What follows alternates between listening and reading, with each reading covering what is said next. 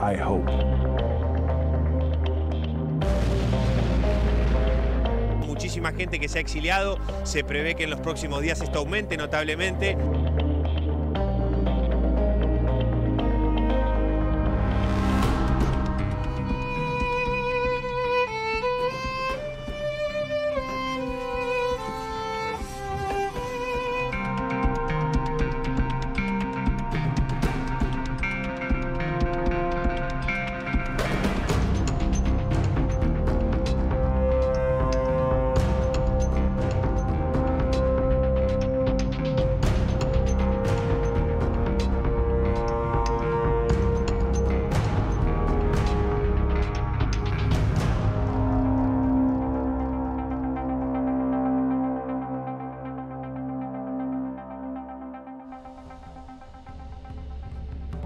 Buenas tardes, bienvenidos a un nuevo capítulo del Diario de la Guerra, día 24 de la invasión rusa a Ucrania. Viviana Valles, yo soy Hugo Machiavelli, te vamos a acompañar con todo lo que está pasando en la guerra y lo que está pasando también a nivel nacional, porque la Argentina no está fuera del mundo y por supuesto hay consecuencias entre nosotros. Hola Viviana, ¿cómo estás? Tal cual. Hola Hugo, buenas tardes para todos. Hay muchísima información para compartir, recién lo decía Hugo, Diario de Guerra, día 24, más de 800 civiles fallecidos y lo que más nos impacta y nos conmueve, 109 menores fallecidos. Después les vamos a estar mostrando el homenaje en silencio, pero no menos impactante, en plena plaza del VIV. Ahora vamos a hablar ya mismo con Jerónimo Mura, que está haciendo una gran crónica. Está en el VIV, el lugar que para muchos representa la capital de lo que puede ser, bueno, si se invade finalmente Kiev o Kyiv, lo que puede transformarse en la nueva capital. Allí hay una base de cobertura periodística y se refleja gran parte de lo que está pasando en este día 24 de la guerra. Jerónimo Mura, buenas tardes. Buenas noches para vos. Buenas noches, Hugo, Viviana, ¿cómo están? Bueno, y aquí en el VIV las cosas han cambiado mucho, significativamente, les diría, desde las últimas 24 horas. La imagen esa que ustedes relataban de los cochecitos vacíos en una de las plazas principales de esta localidad demuestran lo que significa, primero, este punto, ¿no? Esta ciudad que se ha convertido prácticamente en una capital alternativa luego de los múltiples ataques que ha sufrido Kyiv en los últimos días. Pero además, obviamente eso refleja también los 109 chicos que han sido asesinados por las bombas de Vladimir Putin en las últimas semanas, ¿no? Desde que comenzó la guerra. Pero también aquí en el VIV podemos contarles en lo que es, bueno, nuestra recorrida diaria, un cambio total en la fisonomía y también en las medidas de seguridad que se extreman cada día más. Cada día les puedo contar que nosotros nos despertamos con la sirena sonando, con gente corriendo hacia los refugios y ayer mismo hubo un ataque a 7 kilómetros de donde estamos ahora. Nosotros estamos transmitiendo desde el hotel ubicado en pleno centro del VIV y a 7 kilómetros donde se encuentra el aeropuerto y hay una fábrica de reparación de aviones, ahí cayó una bomba. Sí, vos ahora estás en toque de queda, ¿no? Ha generado mucha preocupación. Exactamente, sí, por eso es que estamos transmitiendo desde aquí. ¿Cuál es la situación y ese ataque que ocurrió muy cerca de donde estás? ¿Cómo fue? ¿Un ataque de misiles? ¿Fue una pelea cuerpo a cuerpo? Contanos, danos detalles de eso que está pasando ahí muy cerca de tu lugar. Fueron 4 misiles, entre las 6 y las 7 de la mañana que cayeron. Hubo una alarma, una de estas sirenas que advirtieron a la población lo que estaba pasando. Era muy temprano, probablemente muchos no llegaron a refugiarse, porque si bien se escuchan las sirenas, en muchos casos cuando son horarios de la madrugada o son bien temprano, hay algunos que siguen durmiendo. Esto es lo que prácticamente ocurre cuando son tan sorpresivos los ataques, ¿no? Algunos lo escuchan más cerca y corren hacia los refugios, otros no tanto. Por suerte no hubo que lamentar víctimas. Yo les digo, en el lado oeste de Ucrania estamos hablando de objetivos militares por ahora, hasta el momento, pero la realidad es que es a muy pocos kilómetros del centro del VIV, es a muy pocos kilómetros de la frontera con Polonia, es a 70 kilómetros nada más. Hubo ataques incluso que fueron más próximos a lo que es el límite polaco-ucraniano. Y del lado del este es diferente la situación, ¿no? Porque, por ejemplo, tenemos a la capital de Kyiv, que todos los días hay nuevos ataques, que no ha podido ser rodeada, ¿no? Pero todos los días hay un nuevo ataque. ataques aéreos, hay que aclarar esto, ¿no? Porque ese es el problema principal, lo dijo el mismo Volodymyr Zelensky, el presidente de Ucrania. Sí. Hay que proteger los cielos, eso es lo que están pidiendo desde Ucrania justamente a la OTAN y a los distintos países, porque no dan abasto con lo que son los ataques de Rusia, ¿no? A través del cielo. Pero yo les decía, los ataques, estos ataques que se están dando, sobre todo a la población civil, se dan del lado oriental. Digo, en la localidad de Kiev, por ejemplo, en Lugansk, en las últimas horas, ha habido un ataque en donde han habido, en un barrio residencial, edificios, casas, incluso centros médicos, han habido 4 muertos y por lo menos 10 heridos. En la localidad de Sumy han atacado directamente un hospital. Y después preocupa mucho lo que está pasando en Mariupol, donde todos los días hay entre 50 y 200 ataques que se dan y que ya permanecen hace 17 días sitiados por los rusos. Nos interesa además que nos cuentes cómo es tu derrotero, cómo es tu andar. Vos venís de Polonia, viste la situación de los refugiados, de los que van saliendo justamente de Ucrania. Ahora estás en el Lviv, estás en esta capital alternativa, tal vez pronto te encuentres en otro lugar. ¿Cómo son tus días? ¿Cuáles son las experiencias de un corresponsal de guerra? Pero permitime que sumemos a nuestra otra corresponsal, o en todo caso la de lanación.com, que es Elisabetta Piqué. Inés Capdevila y Elisabetta Piqué desde Europa, además. Claro, ¿no? En un ratito, pero antes vamos a compartir estas imágenes. Jero, quédate, ya vamos a volver con vos, estás en toque de queda. Hugo, lo que mencionábamos hace minutos nada más al comenzar el programa. Miren el informe que realizó Elisabetta Piqué, nuestra compañera, impactante, ¿eh? 109 chicos murieron hasta el momento y de esta manera, con esta marcha silenciosa, solamente con cochecitos de bebé vacíos, en pleno centro de el Lviv, se manifestaron las mujeres. Mirá.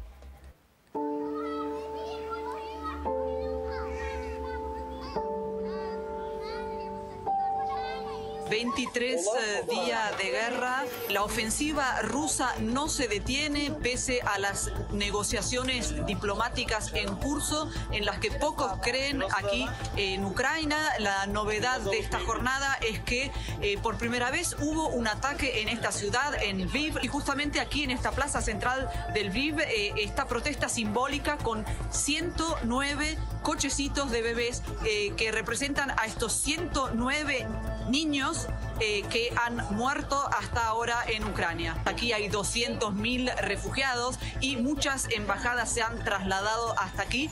Cayeron 4 misiles en la zona del aeropuerto. Es un aeropuerto que está no en el centro aquí donde me encuentro yo de la ciudad, sino a 5 kilómetros de aquí. Ha sido destruida una fábrica donde se reparan aeronaves, pero acaba el alcalde de la ciudad de decir que no ha habido ninguna víctima, ha habido un herido y todo lo que se fabricaba allí ya había sido trasladado. Es una casa que queda al lado del aeropuerto, que sabiendo que está en un lugar peligroso, se preparó y tapió las ventanas. El alcalde siguió reclamando lo que viene reclamando el presidente Zelensky desde hace 3 semanas, una zona de exclusión aérea en toda Ucrania para que no siga este genocidio, esta masacre de niños. Щоб ви це розуміли, тому що ви маєте велику мужність, тому що дуже багато політиків, вони дебатують і вони моніторять ситуацію. Тому я вам щиро дякую всім представникам медіа за те, що ви займаєте чітку позицію здорового глузду. І сьогоднішній перформанс на площі Ринок говорить про 109. La guerra es inhumana, la barbarie de la guerra en estas imágenes, en este informe de Elisabetta Piqué, todo un equipo de La Nación, lanación.com, La Nación Más, con Jero Mura, que está ahí con nosotros, que no se va, y La Nación, por supuesto, también con Inés Capdevila, con quien vamos a preguntarle cuál es la situación ahora mismo cuando Putin flamea una bandera simbólicamente, frente a un estadio lleno, en donde dice, celebrando la recuperación de Crimea, a su entender, que no va a parar en esta guerra, atacando corredores humanitarios y no haciendo un alto el fuego. Hola Inés, buenas tardes, gracias por el contacto. Buenas tardes chicos, estás? Hugo, Vivi, ¿cómo están? Buenas tardes. Tratando de entender la mentalidad de Putin, ¿no? Y estuvo aquí con nosotros temprano el embajador de la Unión Europea en Argentina y nos decía claramente es la guerra de Putin contra el mundo, ni siquiera de Rusia contra Ucrania. Bueno, sí, es la guerra de Putin, él la comenzó, él probablemente la va a terminar o va a querer terminar hasta lo más que pueda, quedarse con lo más que pueda de Ucrania, por lo tanto estamos en una guerra que no va a terminar próximamente, ni en las próximas semanas, ni en los próximos días. Y en Ucrania hay una sensación también progresiva, muy creciente, de que esto no es solo una guerra de Putin contra Ucrania, sino también una guerra de los rusos contra Ucrania. ¿Y por qué?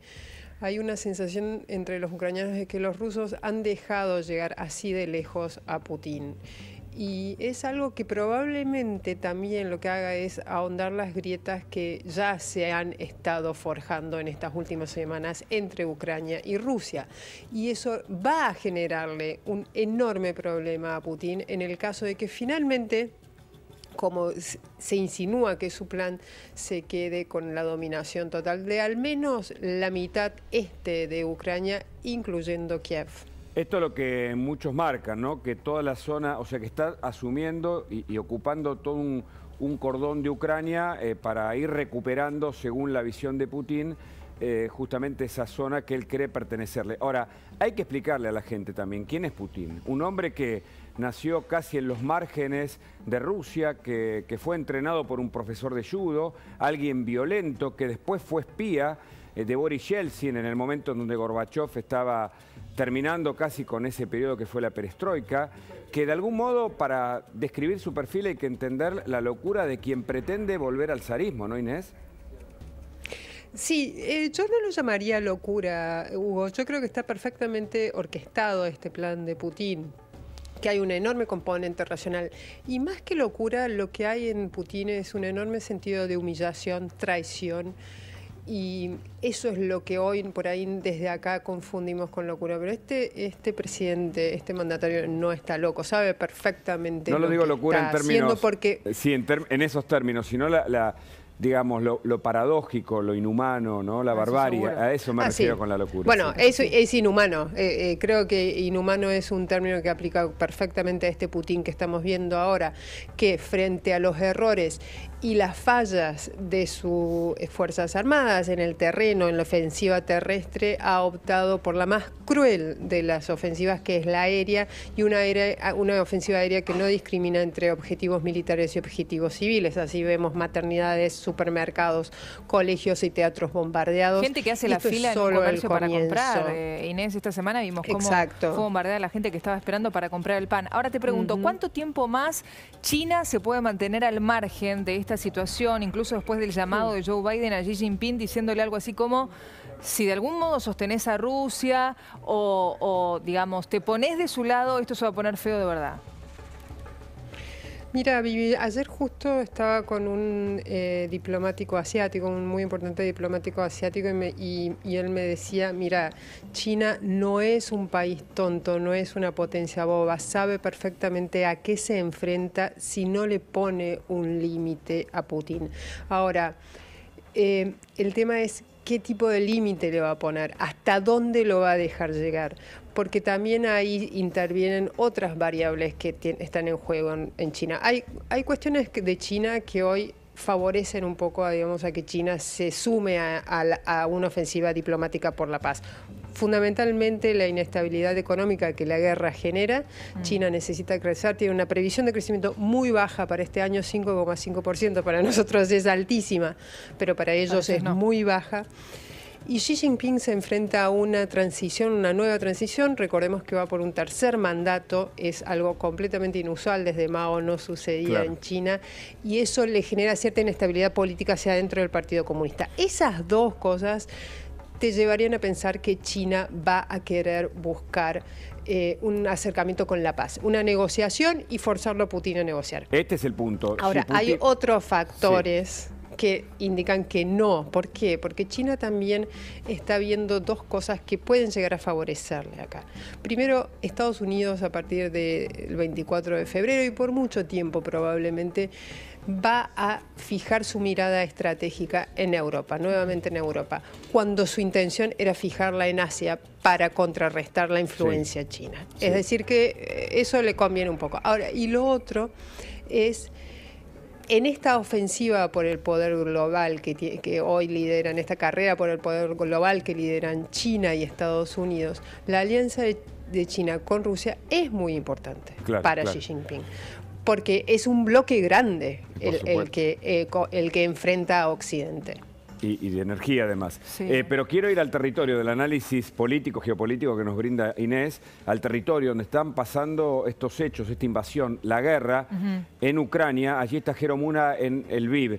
Jero, ¿qué se sabe de la información que vos tenés en ese lugar? ¿Que esto se va a prolongar por mucho tiempo o puede haber un alto el fuego en esas conversaciones incipientes que propone el mundo y que también tal vez pueda tener el presidente Zelensky y Putin?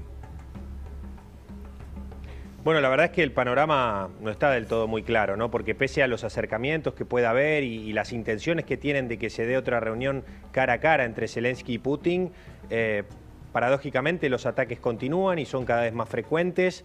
Hay algunos puntos incluso en donde no se ponen de acuerdo en lo que sería este boceto, este borrador de los 15 puntos de alguna forma para lograr el cese al fuego, ¿no?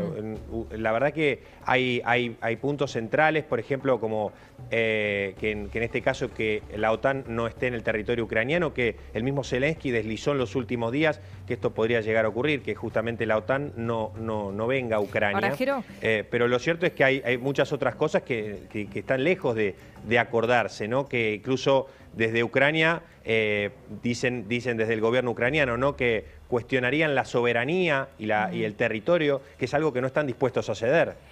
Dos cosas. Primero, actualizar. Nosotros pusimos el informe de nuestra compañera Elisabetta Piqué al aire, la protesta en silencio absoluto con cochecitos vacíos y ya lamentablemente hay que actualizar esa cifra de menores fallecidos de 109 a 112.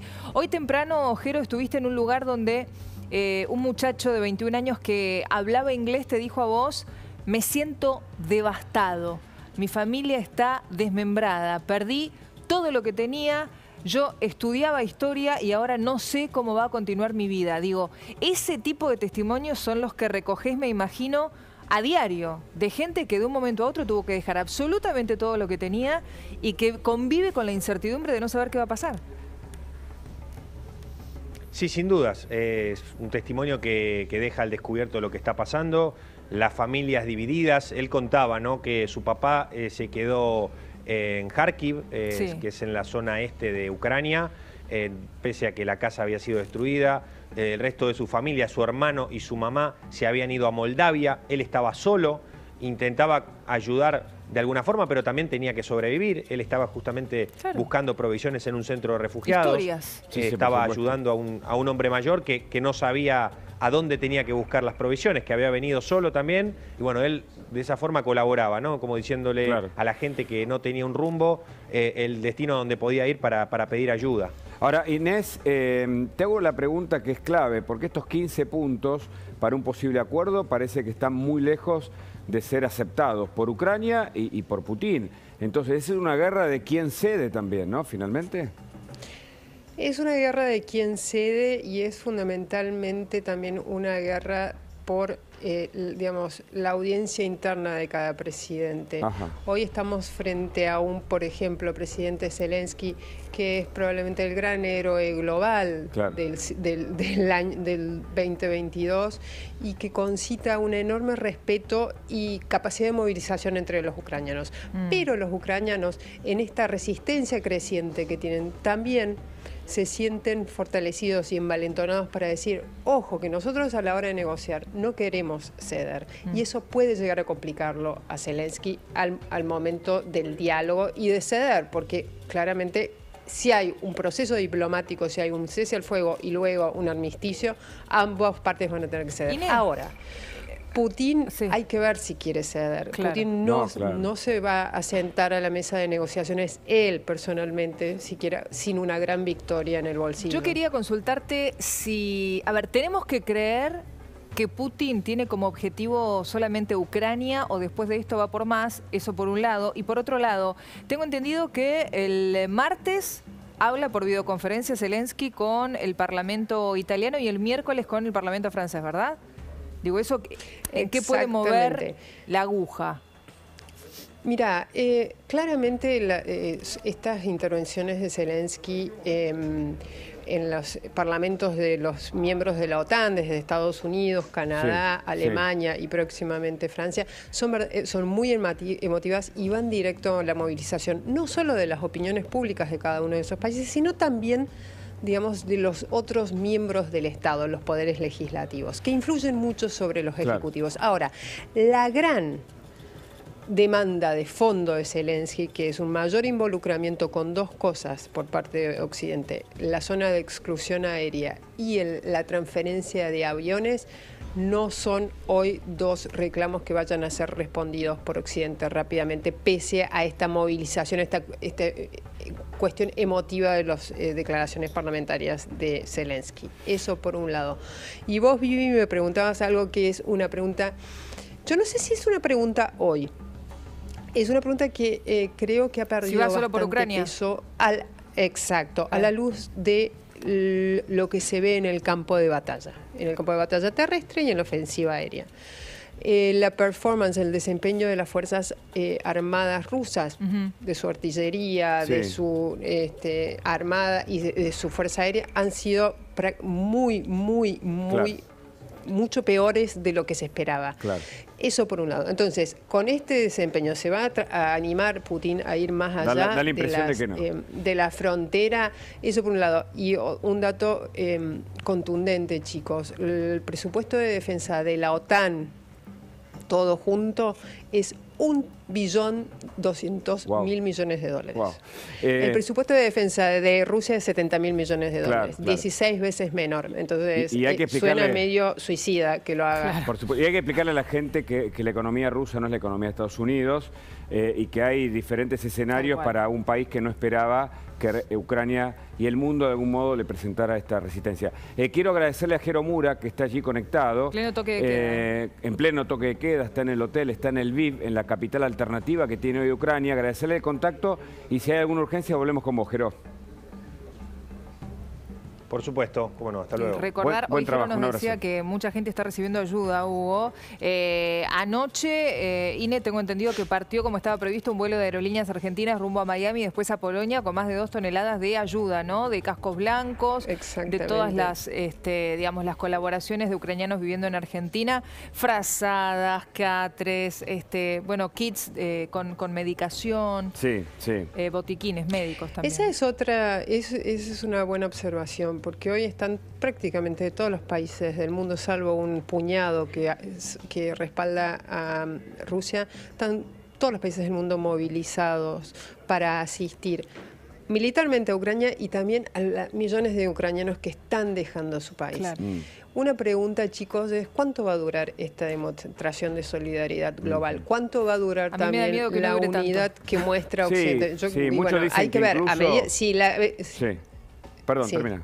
Si la guerra avanza, es probable que empecemos a ver que todas esas enormes demostraciones de unidad y apoyo militar y económico a Ucrania y de solidaridad global con los ucranianos empiecen a diluirse. Lo hemos visto en otras oportunidades, en otros conflictos bélicos de las últimas décadas. Es que baja la moral, baja la fuerza, el mundo de algún modo queda estupefacto frente a la locura, digo entre comillas, ¿no? La barbarie de Putin. Totalmente. Que también creo que está sorprendido, porque lo de Ucrania ha sido realmente, a la vista de todos los analistas, algo que merece ser destacado.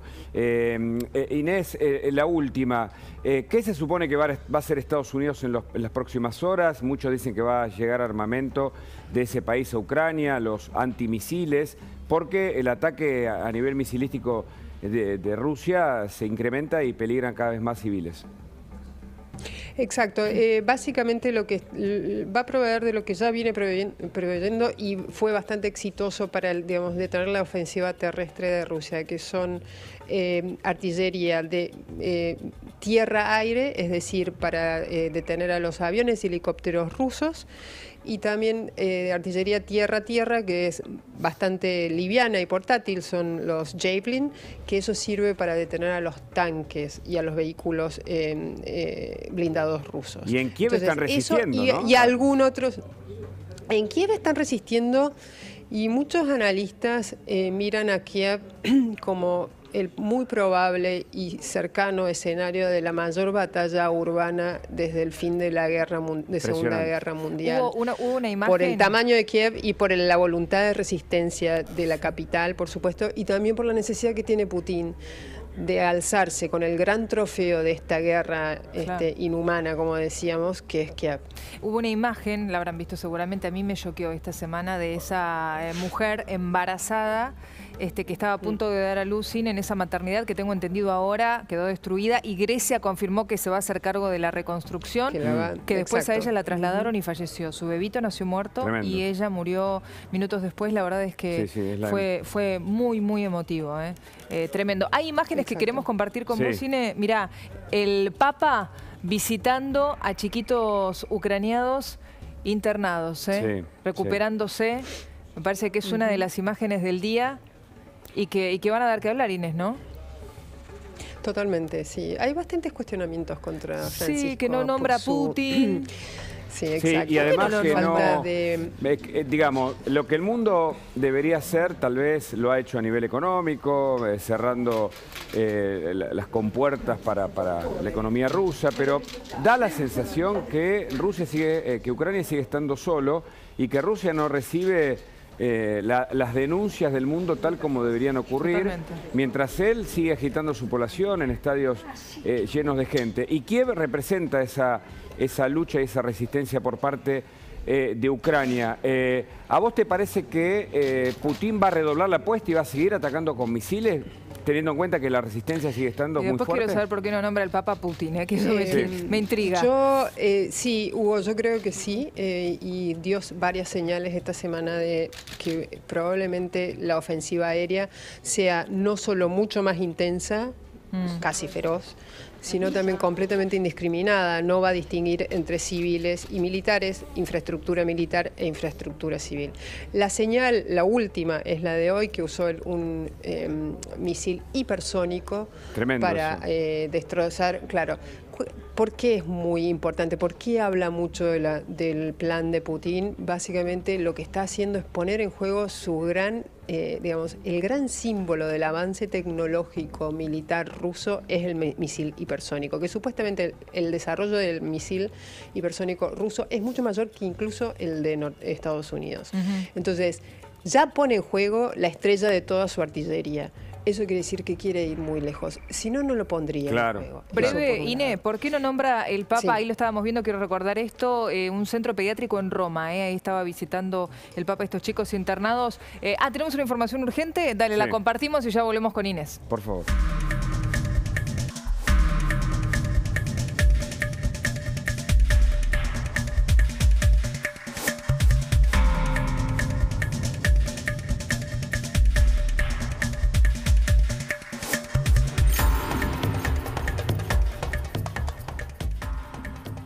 Ahí vemos más de 6.600 evacuados de Ucrania por el corredor humanitario. Los ucranianos que ya alcanzan a casi 3 millones que se van yendo de ese país. El riesgo aumenta, el ataque con misiles, como nos contaba Inés Capdevila, el misil supersónico, o bueno, una de las armas preferidas de Putin, ya fue puesto en juego en el marco de esta invasión a Ucrania, y los corredores humanitarios que se ven, como señalarlo, se ven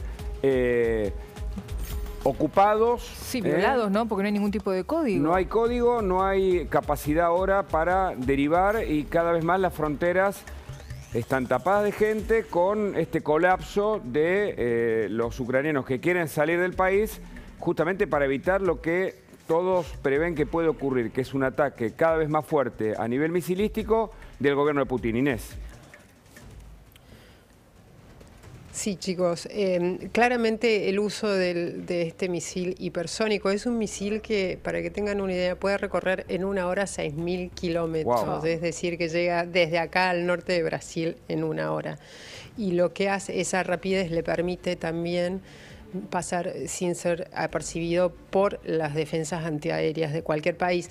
Y en este caso, o sea, debe haber desde donde fue lanzado, que sería una base cercana a la frontera, base rusa cercana a la frontera con Ucrania, son minutos apenas. Es decir, que si Putin está dispuesto a usar esto, que es el gran logro de la artillería, de la investigación militar rusa, es porque está dispuesto a ir a todo por el todo, a dejar lo que sea necesario para alzarse con la gran victoria que va a ser para él. Y en el mientras tanto hay que escuchar las palabras de Vladimir Putin anoche en un estadio de fútbol, lo decíamos al comienzo del programa, Ine, diciendo que, bueno, justificando la invasión, ¿no? Que si no invadía además, iba a haber un genocidio. Sí, y con un impacto, cuando uno lo escucha, nota que tiene una supuesta calma de alguien que no está ni siquiera inquieto. No, se lo veía hablar con palabras en donde señalaba que ellos están salvando la humanidad, además recordando la recuperación de Crimea, con la idea de ocupar toda Ucrania y sin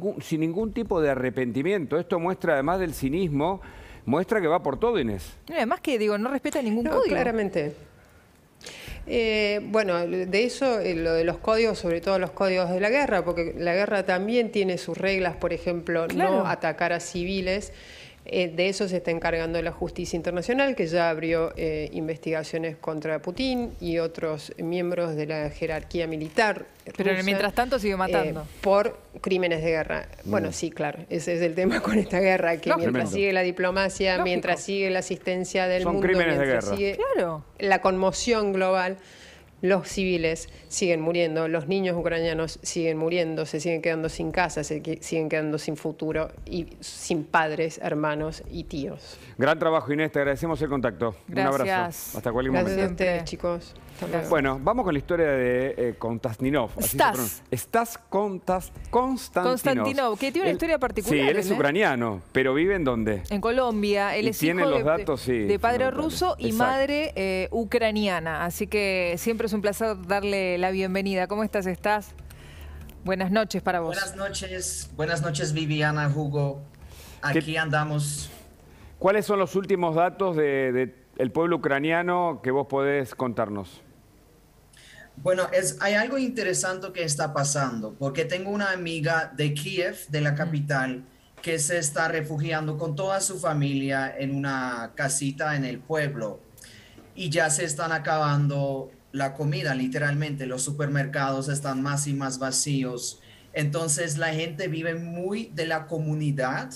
Es decir, que el vecino tiene una vaca, nos regala leche. La vecina tiene papas, nos regala papas. Y así viven entre todos. Pero al inicio todo era como ayudar a todos. Ahora están en modo de sobrevivir. Ahora el instinto de supervivencia, te digo que no juega a favor de las personas que necesitan, porque es lógico también, ¿no? Ahora, ¿cómo tu amiga con la madre o con este familiar decidieron quedarse en Kiev? ¿Por qué no se van? Exactamente. Hay muchas personas que deciden quedarse en sus apartamentos, aunque está muy peligroso, porque tienen miedo de los robos. Porque ¿qué pasa ahora? Todos los apartamentos están desocupados, la gente se va y los ladrones aprovechan. O sea, si tu casa no está destruida por una bomba, puede ser que te roban todos los ladrones. O sea, eso también es otra cosa que la gente está preocupada, que salió como no saben cómo está mi casa, siga allá. Está vacía, está... Muchos dicen que la moral alta de los ucranianos obedece a razones además históricas. Siempre ustedes estuvieron en guerra o en conflicto y la lucha por ser independientes también de hace un par de décadas forma parte de la cultura. ¿Esto crees que es lo que de algún modo genera este entramado tan solidario de la gente resistiendo nada menos que a las bombas de Putin? Yo creo que, si entendí bien la pregunta, creo que sí, porque la gente está muy unida, porque todos quieren paz, todos quieren volver a sus vidas.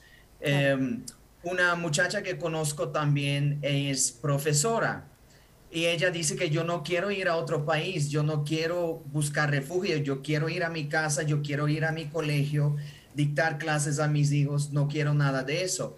Por eso también la gente al inicio como vimos, estaba muy como angustia, muy como desesperada. Ahora se están más como enojados. Claro, claro. Bueno. Esa rebeldía, digamos, para decirlo en pocas palabras, ¿de qué está hecho un ucraniano? Vos lo sabés y quiero que lo cuentes, por favor. ¿De qué está hecho el ucraniano? Qué buena pregunta. Yo diría que como orgullo, como independiente y querer salir adelante. Yo creo que como toda la gente, quizás. Sí, pero hay pueblos que son más resistentes y es un cuerpo social, un pueblo, es una comunidad, y la sociología lo interpreta de ese modo, y de algún modo ustedes están actuando de esa manera, con un líder que va dando el ejemplo en un punto.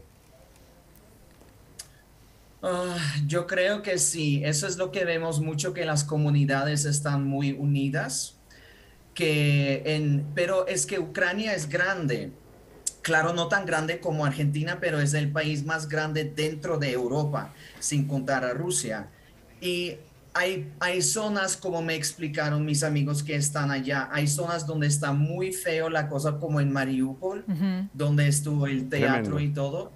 Sí, y hay otras partes en Ucrania donde todavía está más calmado. O sea, ahora, la gente... vos tenés en tu perfil de Instagram una foto con el cartel de Bienvenidos a Ucrania, que fuiste hace muy poco tiempo.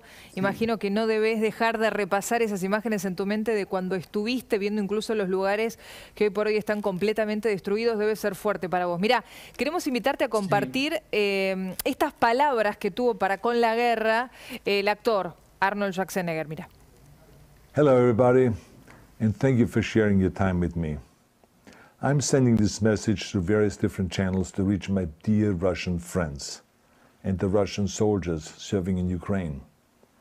I'm speaking to you today because there are things that are going on in the world that are being kept from you, terrible things that you should know about. The strength and the heart of the Russian people have always inspired me, and that is why I hope that you will let me tell you the truth about the war in Ukraine and what is happening there. It is a humanitarian crisis. Because of its brutality, Russia is now isolated from the society of nations. You're also not being told the truth about the consequences of this war on Russia itself. I regret to tell you that thousands of Russian soldiers that have been killed. Vos sabés que él fue el primer actor occidental en hacer una guerra en Moscú.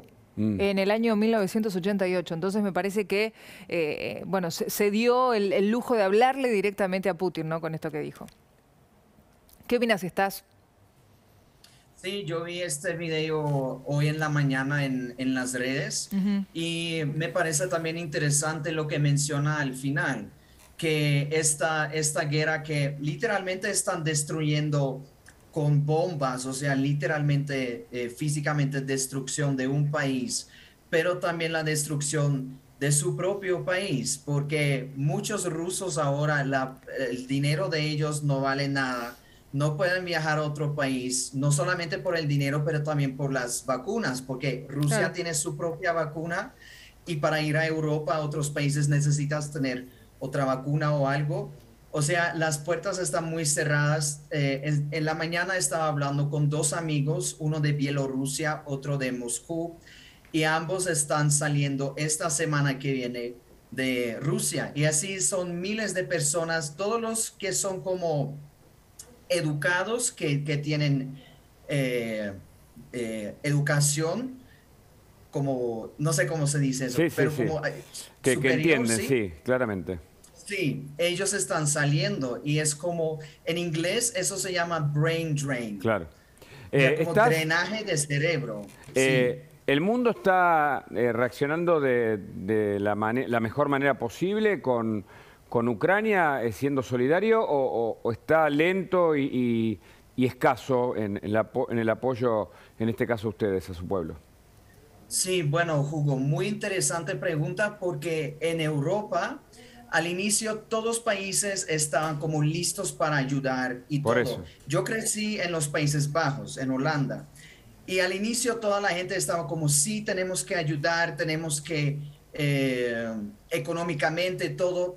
Ahora llega a un punto que también en el Reino Unido, que están diciendo, el gobierno les ofrece dinero para las familias que quieren que los refugiados de Ucrania se queden en su casa y le dan como una mensualidad.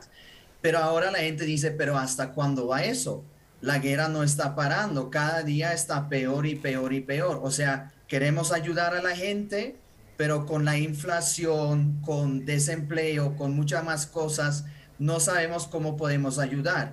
Entonces yo veo esa solidaridad está poco a poco como se va en mi perspectiva. Permitime que compartamos con vos justamente un material de la ONU que habla de esto mismo, ¿no? De cómo el mundo está reaccionando frente a la invasión de Rusia a tu país. Mirá. Between 24 February and 15 March, the Office of the High Commissioner for Human Rights recorded 1,900 civilian casualties. The total consists of 726 people killed, including 52 children, and 1,174 injured, including 63 children. The actual number is likely much higher. Most of these casualties were caused by the use in populated areas of explosive weapons with a wide impact area.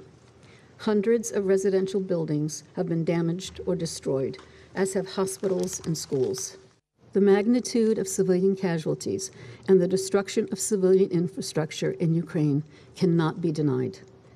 This demands a thorough investigation and accountability. Russia will be held accountable for its atrocities. There's only one way to end this madness. President Putin, stop the killing, withdraw your forces, leave Ukraine once and for all. Presidente Putin, detenga la matanza. Una de las declaraciones de la ONU. ¿Es suficiente, estás? O como dijo un senador estadounidense, ¿no? Hubo un senador de Estados Unidos dijo, esto se detiene si matamos a Putin. Bueno, yo creo que sí, la verdad, pero es lo que ustedes decían antes sobre el concierto de ayer que hicieron en Moscú, donde Putin estaba hablando. Sí, en un estadio de fútbol. Sí, la mamá de un amigo mío asistió a ese concierto. ¿Ah, sí? Porque ella es profesora en la secundaria y eso pasa mucho en Rusia, eso pasó a muchos que le dicen, mira, les tenemos etiquetas para un concierto gratuito. Si vas al concierto no tienes que trabajar hoy. Y a los niños dicen igual, si van a asistir no tienen que ir al colegio. Y todos, sí, vamos. Entonces la gente que va allá o les pagan y les pagan como $3. Lo leí en las redes que les pagan igual $3 para asistir. Digamos, vos podés aprovechar esa oportunidad de que te den entradas para ir a un concierto gratuito, pero de ahí a que te laven el cerebro hay como una distancia interesante, ¿no? Digamos, no podés creer lo que dice Putin. Digo, está también el que quiere creer y el que no quiere creer. Sí, pero los que no quieren creer o los que no creen tienen miedo de alzar su voz. Miramos a el presidente de los Estados Unidos, para mucho también está demorando en algunas acciones, pero por lo menos tuvo una declaración bien contundente, Joe Biden, contra su par, el presidente ruso, Putin. Mirá. Now you have Ireland and Great Britain and the Republic standing together against a murderous dictator, a pure thug who is waging an immoral war against the people of Ukraine. Bueno, el matón Putin, el asesino Putin. Ahora, Putin, ¿se mueve sobre esto? Digo, ¿algo le impacta a alguien que parece ir hasta las últimas consecuencias con su matanza?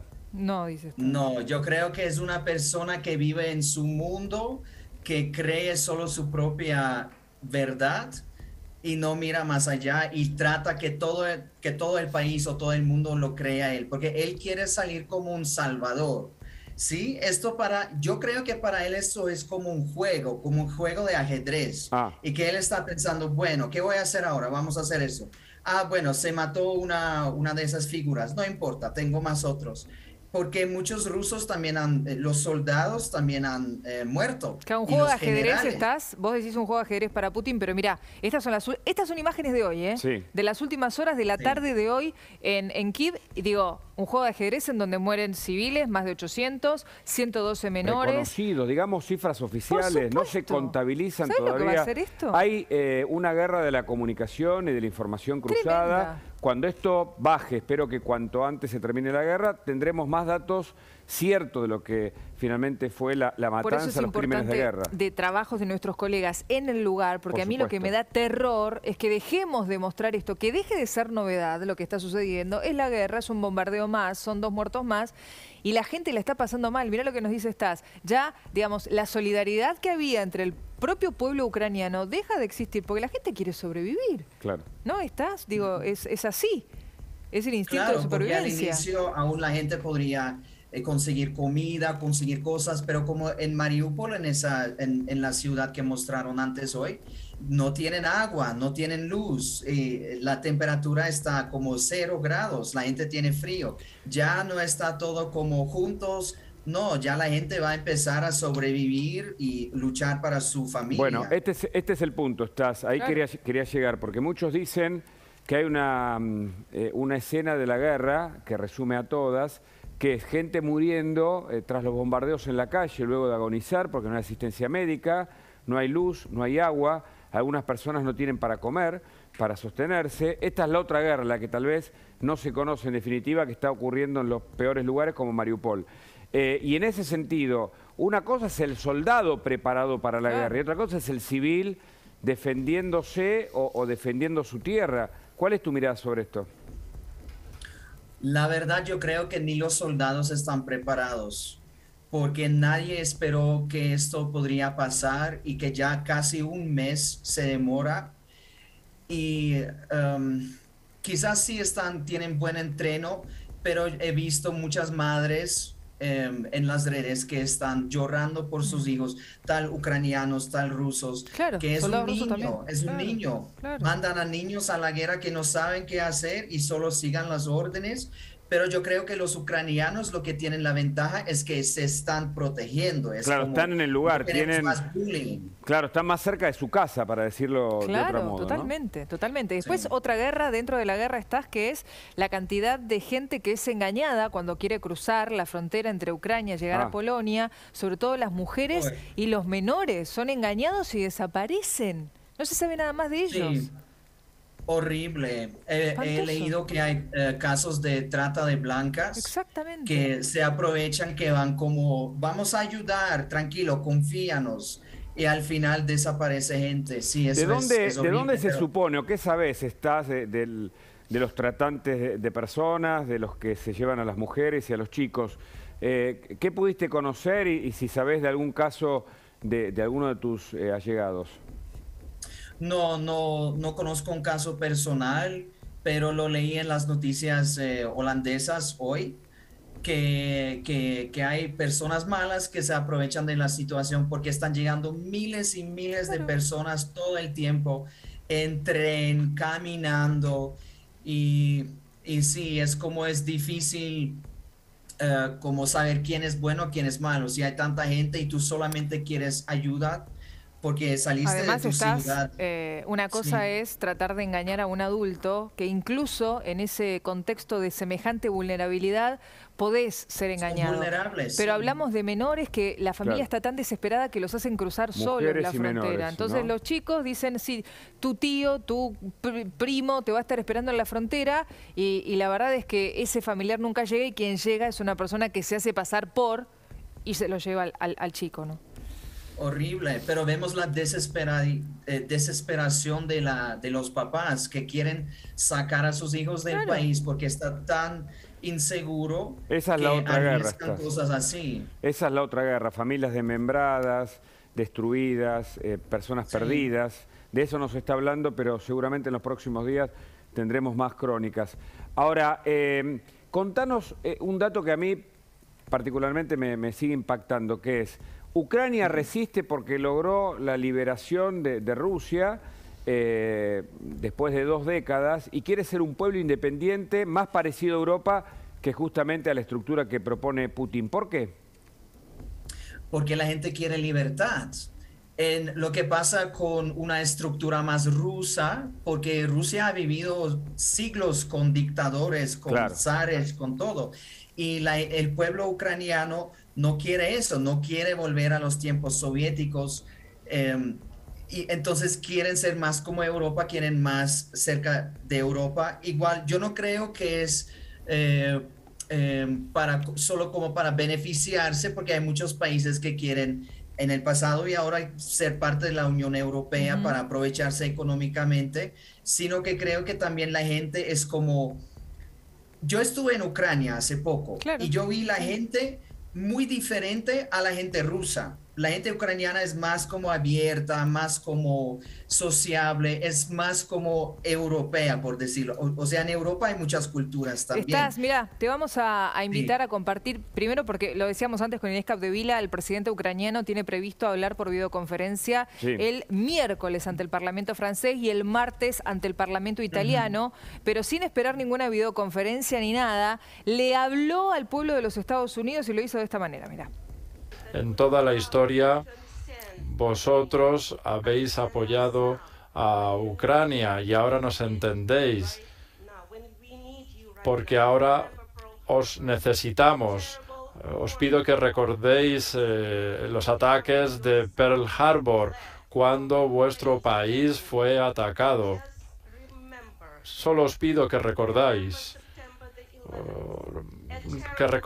el 11 de septiembre, un día terrible en 2001, cuando el mal intentó destruir vuestras ciudades, cuando intentó atacar vuestro país libre, un día en el que miles de personas murieron, justo cuando nadie lo esperaba, y no pudisteis detener esa maldad.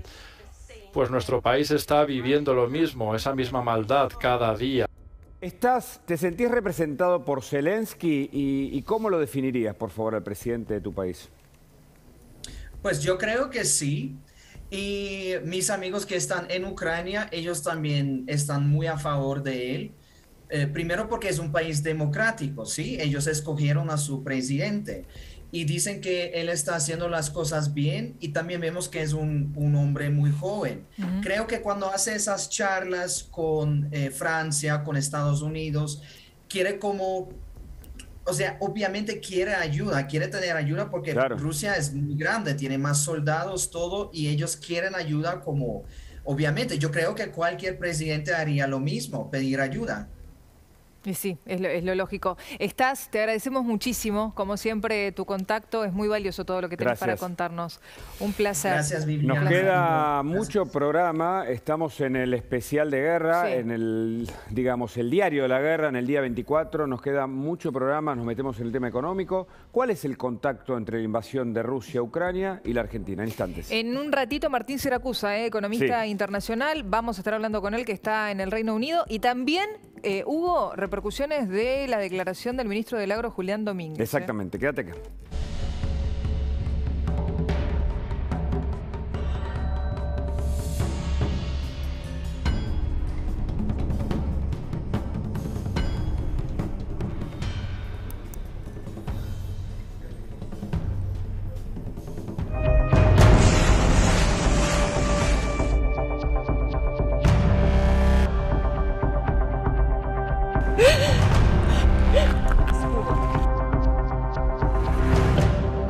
I hope.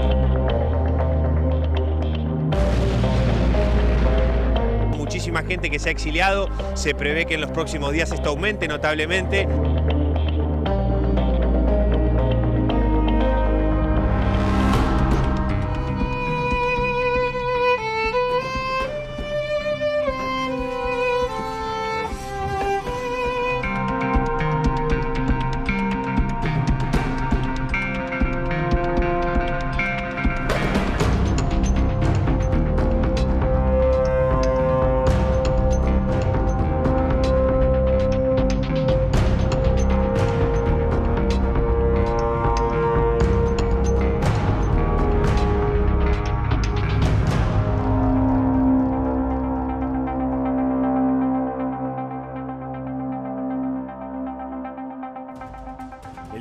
guerra, día 24, estos especiales de La Nación Más para contarte a vos lo que está pasando, darte la última información, hablar con los protagonistas, con los que hoy por hoy representan quienes nos cuentan lo que está pasando, la invasión, la locura, la barbarie, en todo caso, de Putin, que no cesa, que ataca con misiles, que quiere ocupar Kiev, que los ucranianos se resisten, pero ya ocupó una buena parte de un cordón fronterizo y no para el presidente, el autócrata ruso. En instante vamos a hablar con Martín Siracusa para entender qué pasa en la economía en plena guerra, en una guerra globalizada, en donde la Argentina, por supuesto, juega un papel fundamental. La semana pasada recordábamos datos que se fueron corroborando, Viviano, durante la semana, que es que perdimos la oportunidad, y lo del secretario de Energía lo demuestra, de tener nuestra propia energía. Por no invertir lo suficiente, vamos a tener que importar, no están los pagos para hacerlo. Y por otro lado, un dato fundamental, los commodities. Vamos a meternos también en la economía argentina en plena guerra. Hay pero información antes urgente. Sí, señor, la compartimos ya mismo.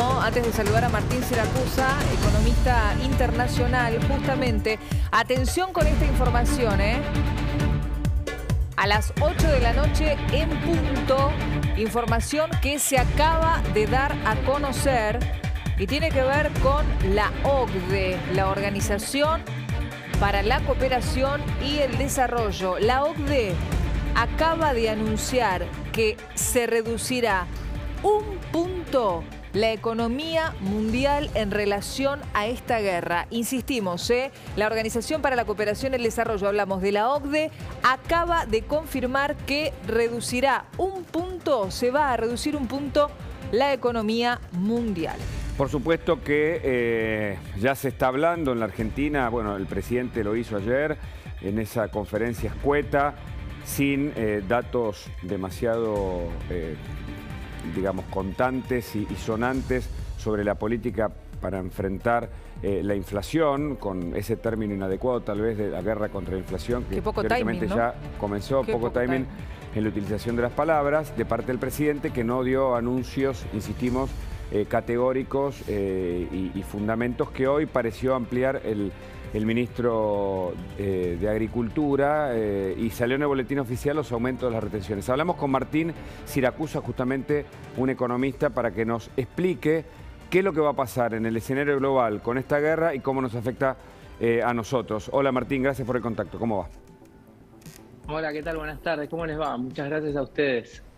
Bueno, primero lo que impacta, lo que recién Viviana contaba, baja 1 punto según el OCDE, la economía mundial. ¿Cómo impacta esto en la Argentina también? Sí, déjame decirte que no hay mucho consenso respecto a este informe de la OCDE, porque el economista jefe del Citi, que es uno de los bancos más importantes del mundo, en realidad calcula que la economía mundial puede llegar a caer, la economía europea puede llegar a caer 5%. O sea que este 1% es un promedio, es una idea de promedio.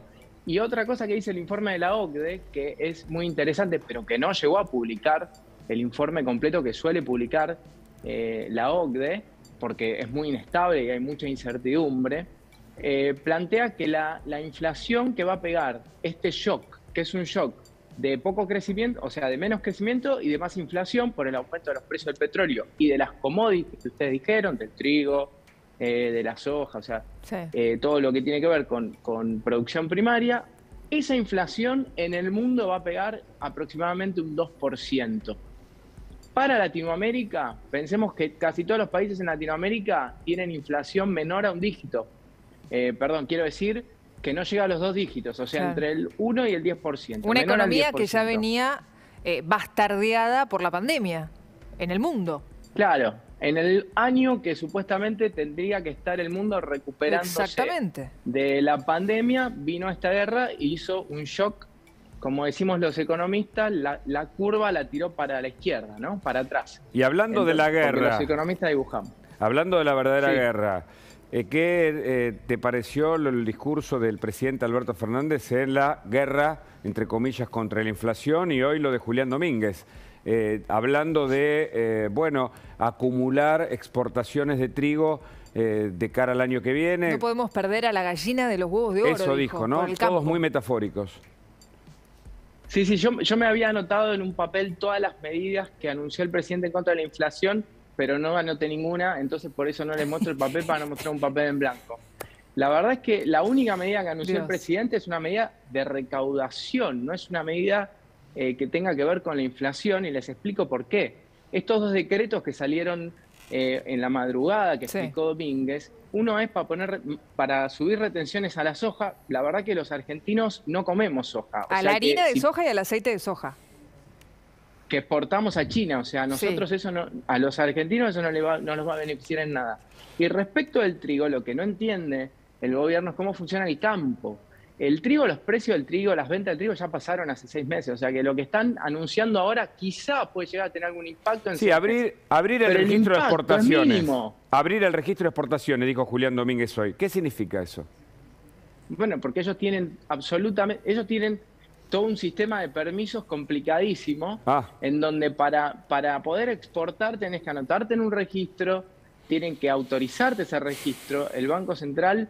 Además, hay un tema que es importante, que es que siempre están con esos puntos, son 2% de retenciones, pero la mayor retención, el mayor impuesto que le cobran al campo, está en el dólar, está en el precio oficial del dólar, que es un precio de mentira.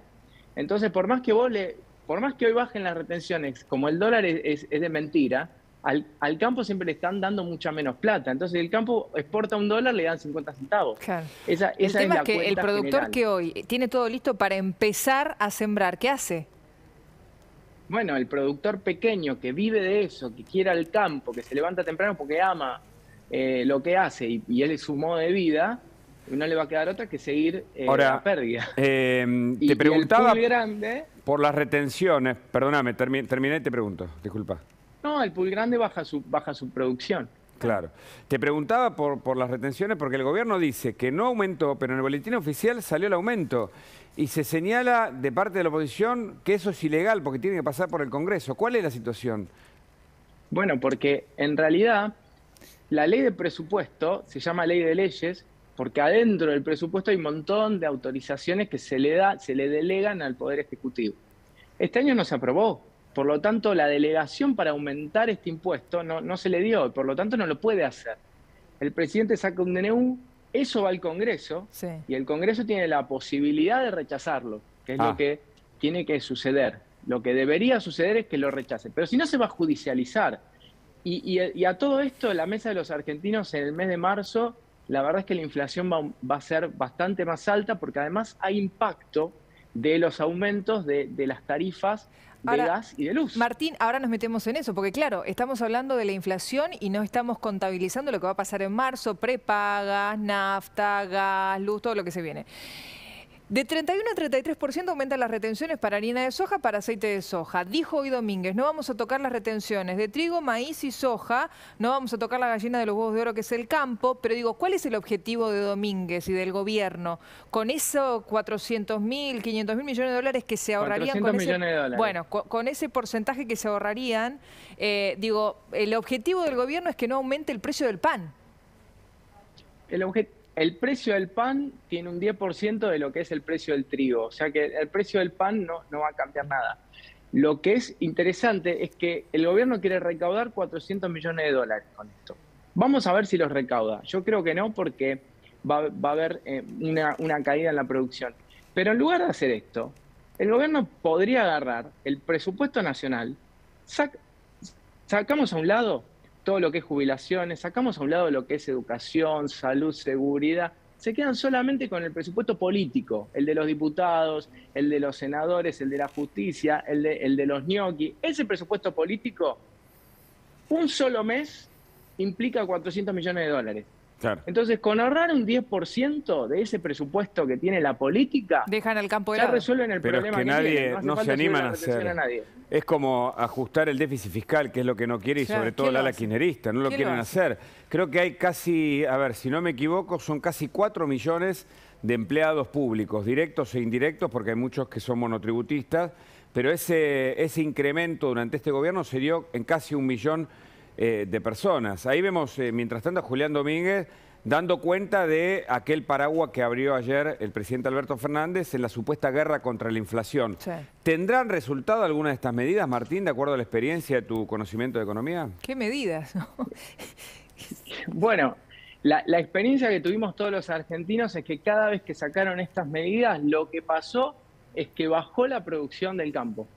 Eso es lo que pasa, porque los inversionistas grandes, bueno, no producen y listo, que es un gran daño para la Argentina, porque esto es lo que hablábamos la semana pasada, cuando decíamos que esta es una oportunidad estratégica para que la Argentina tenga un rol fundamental en Occidente, que es lo que tenemos que hacer en el sistema que existe hoy, que a todos nos gusta, porque todos estamos adentro de esa estructura. La verdad es que nosotros miramos las películas norteamericanas, las de Europa, no tenemos una visión respecto de China. Que China está preocupado, porque el gobierno chino acaba de anunciar medidas, porque también afecta a esto.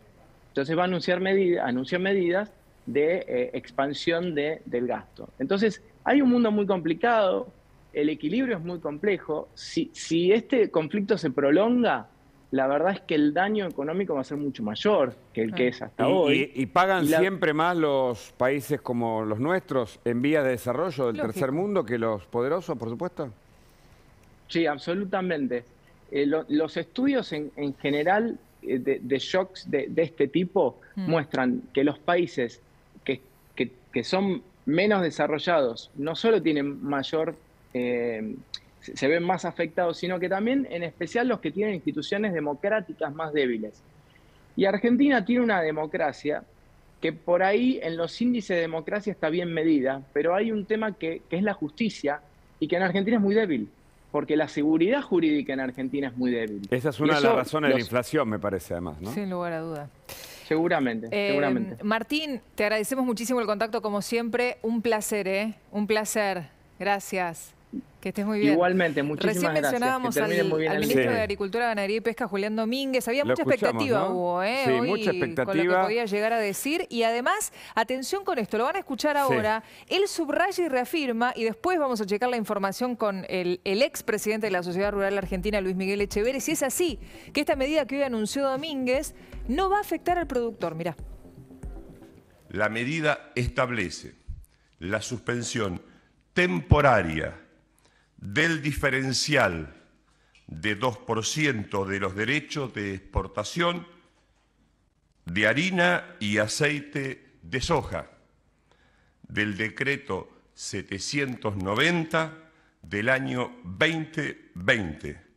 Estos derechos de exportación, la suspensión de estos derechos de exportación harán que vuelvan al 33%. Porcentaje que ya las empresas le descuentan al productor. A los productores no se los afectará con esta medida, ya que tributan el mencionado porcentaje. Le damos la bienvenida a Luis Miguel Echeverri para preguntarle, él sabe como nadie de estos temas, si lo de Julián Domínguez es cierto y es una mejora para el campo o no. Hola Luis Miguel, ¿cómo le va? ¿Qué tal? Buenas noches. Bueno, hay que darle tiempo, ¿no? Porque el mismo ministro hace 15 días dijo que no iba a subir las retenciones. Claro. Son 400 millones de dólares que se apropia el Estado, 400 millones de dólares que no van a circular por las economías de cientos de pueblos de la Argentina que viven de la actividad agropecuaria, agroindustrial, que viven comercialmente, dependen comercialmente de la actividad agropecuaria y agroindustrial. Y a juzgar por cómo vienen los anuncios de ese ministerio y del gobierno en general, bueno, seguramente vamos a tener noticias dentro de unos pocos días que se van a volver a desdecir. Echeverri, esas noticias están relacionadas con la posibilidad concreta de un cese de comercialización de granos, de Hacienda, la posibilidad de que los productores vengan al Congreso. ¿Tiene que ver con eso? Hay mucha bronca en el campo, pero sobre todo porque no se dijo una palabra de qué va a hacer el Estado para acompañar este esfuerzo. Parece mentira, parece que para ellos es inocuo seguir gastando a mano llena, seguir emitiendo de una manera desbocada, no hacer ningún tipo de ahorro. Si dicen que quieren defender a la Argentina y a los argentinos, lo que tiene que hacer el Estado es adecuarse a la crisis que estamos viviendo. Bajar el déficit fiscal, digo, por ejemplo, ¿no? Pero por supuesto, no hay otra salida. Ahora, o sea, ¿ustedes ven, Luis Miguel, ustedes ven que el campo siempre es la variable de ajuste de este gobierno? Porque parece, se habló en la semana de una nueva 125, después de hablar del presidente, habla el ministro de Agricultura. ¿Deja dudas o los inquieta a ustedes o están conformes con esto? Me parece que en el peor sentido es muy gráfica la imagen que usó el ministro para referirse al campo. La gallina de los huevos de oro. O sea, que es bien gráfico porque evidentemente lo llevan en la sangre. A esto es algo que es como una estatua y que solamente está para sacarle cosas. Esa es la bronca. El 70% del precio de la soja hoy se lo queda el Estado. El 70%. Un Estado que no reconoce o está incómodo con la propiedad privada. Pero hoy dijo Domínguez Echeverre que son medidas... La cosecha de cualquier cultivo es del productor, es propiedad privada del productor. Y ellos se están apropiando de algo que es el fruto del trabajo, del esfuerzo, la inversión y el riesgo. ¿Y por qué? ¿Por qué, Echeverre? ¿Por qué hay fijación con el campo? ¿Por esta idea, por esta metáfora de la gallina de los huevos de oro? ¿Por esto mismo hay como un prejuicio o una idea de que ustedes son los millonarios de la Argentina, los que no distribuyen? Es que el gobierno, la única lógica que tiene este gobierno es ver de las cajas que se pueda apropiar.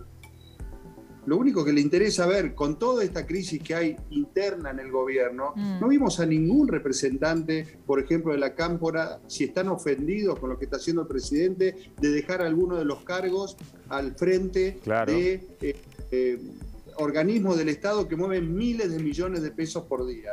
Bueno, de eso se trata, ¿no? Entonces, ven al campo como algo solamente para sacarlo, pero evidentemente, como ya pasó en el 2008, que se plantó el campo cuando el gobierno kirchnerista estaba en su mejor momento de poder, cuando tenía al Congreso como una escribanía, el campo salió a la calle, se plantó y lo enfrentó. Y ahora, por lo que estamos viendo, va a volver a pasar lo mismo. Echeverre, lo invitamos a compartir parte de lo que dijo hoy Julián Domínguez. Habla de las retenciones y habla de que estos anuncios son temporales. Mire.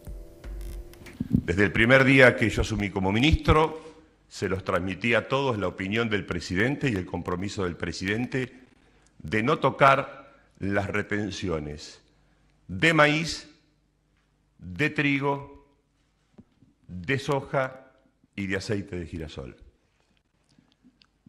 Por una convicción central, analizando la línea histórica, cada vez que se afectaron las retenciones, la Argentina cayó en su intención de siembra.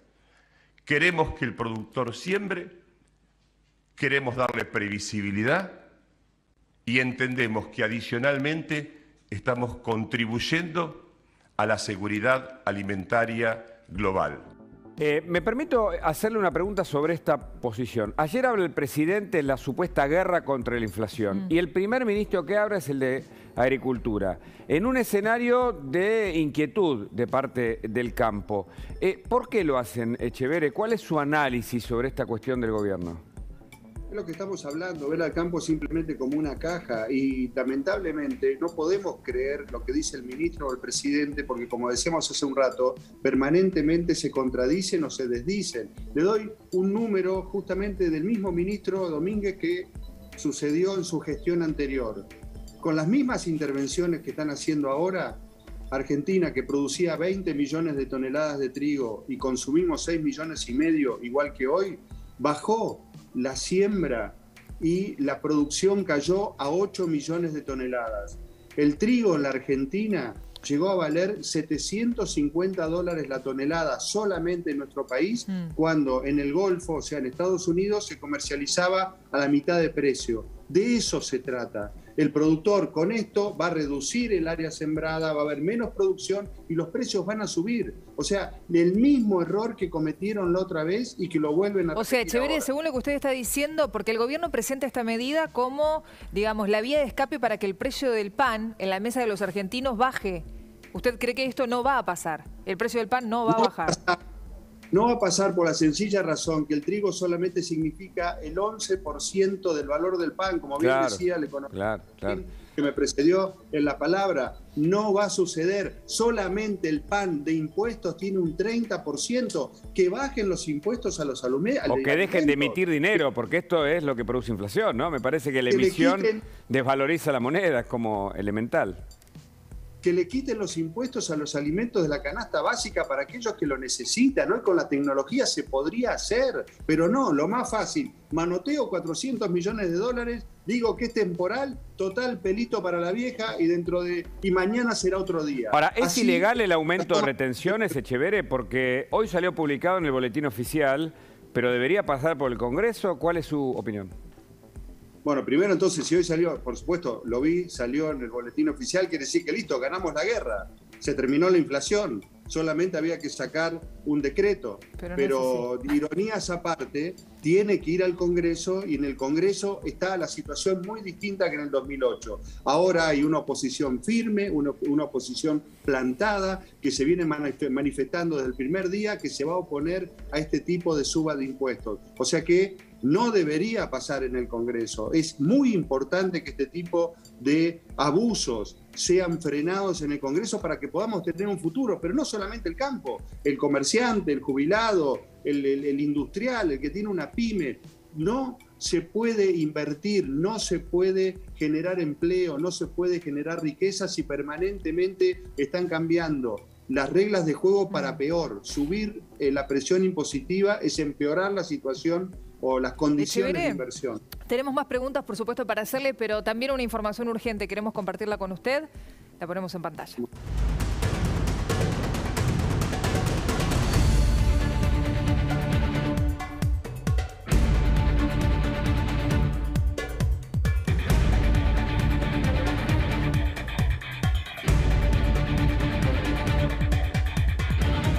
A la hora 20 minutos después de las declaraciones del presidente de la Nación, Alberto Fernández, y después de que pasaran horas nada más del anuncio del ministro del Agro, Julián Domínguez, ya se están preparando marchas del sector agropecuario en diferentes provincias de la República Argentina, sobre todo en Santa Fe y en Córdoba. Insistimos, los productores autoconvocados ya están confirmando la posibilidad de que haya un cese de comercialización de granos de Hacienda, que lleguen al Congreso y que vuelvan a salir a las rutas. Echeverre, cuando escuchamos esto y cuando vemos esto, es imposible no retrotraernos al 2008. Es imposible. Parece que no entendieron. No aprendimos nada. Parece que no entendieron. No, el gobierno no entendió, los funcionarios no entendieron. No entienden la idiosincrasia de no solamente del campo, sino de todo el interior de la Argentina y toda la gente que trabaja para vivir. Somos netamente capitalistas, defendemos la propiedad privada y creemos en la legitimidad del lucro. Y le tienen los productores y le tenemos tirria a los que dilapidan los recursos que recaudan a través de los impuestos. O sea, ese es el punto, esa es la batalla de fondo, eso es lo que se tiene que dirimir y lo que se viene dirimiendo desde un tiempo, de unos años a esta parte. ¿Qué futuro vamos a tener? Si vamos a tener un populismo con autócratas en el gobierno o una democracia capitalista donde aquel que trabaja, invierte y cumple la ley pueda progresar. Echeverre, y entonces, si el gobierno les aplica la ley de abastecimiento, que ahora la oposición plantea como inconstitucional o un proyecto alternativo, ¿cómo va a reaccionar? ¿Esto empeora la situación de un presunto... ¿Cómo? Habrá que verlo, primero si lo van a aplicar y después si creen que la gente de campo va a cabrestear. O sea, como se demostró en el 2008, nadie quiere volver a eso, pero la gente de campo no se va a dejar atropellar.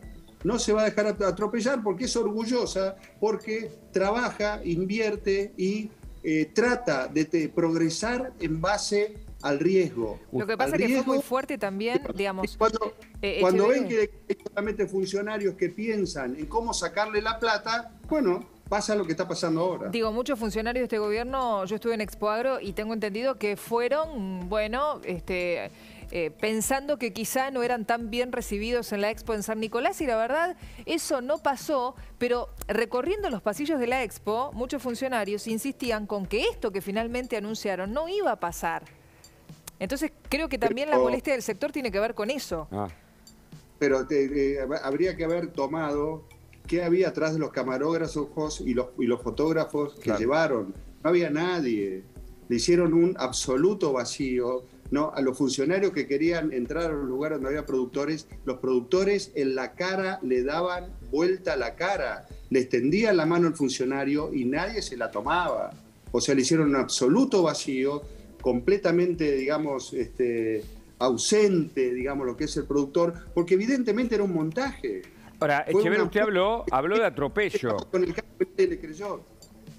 Usted habló de atropello. ¿Ustedes entienden las medidas que está tomando el gobierno y los anuncios de hoy de Julián Domínguez como un atropello de parte del gobierno? Sin duda, no, todos los productores lo toman como como una nueva provocación, como buscar otra vez un enemigo en el campo, y lamentablemente lo van a encontrar, por lo que hablábamos, la gente de campo es pacífica, el productor vive tranqueras adentro para ver cómo puede llevar el día a día y cómo progresar a través de su trabajo, pero como quedó demostrado y como está sucediendo ahora, si lo provocan, reacciona, y es lo más lógico. Lo que pasa, Echeverría, yo creo que también hay un problema comunicacional. La gente cree que cualquier productor o persona que trabaja en el campo es un agroexportador y está lleno de dinero.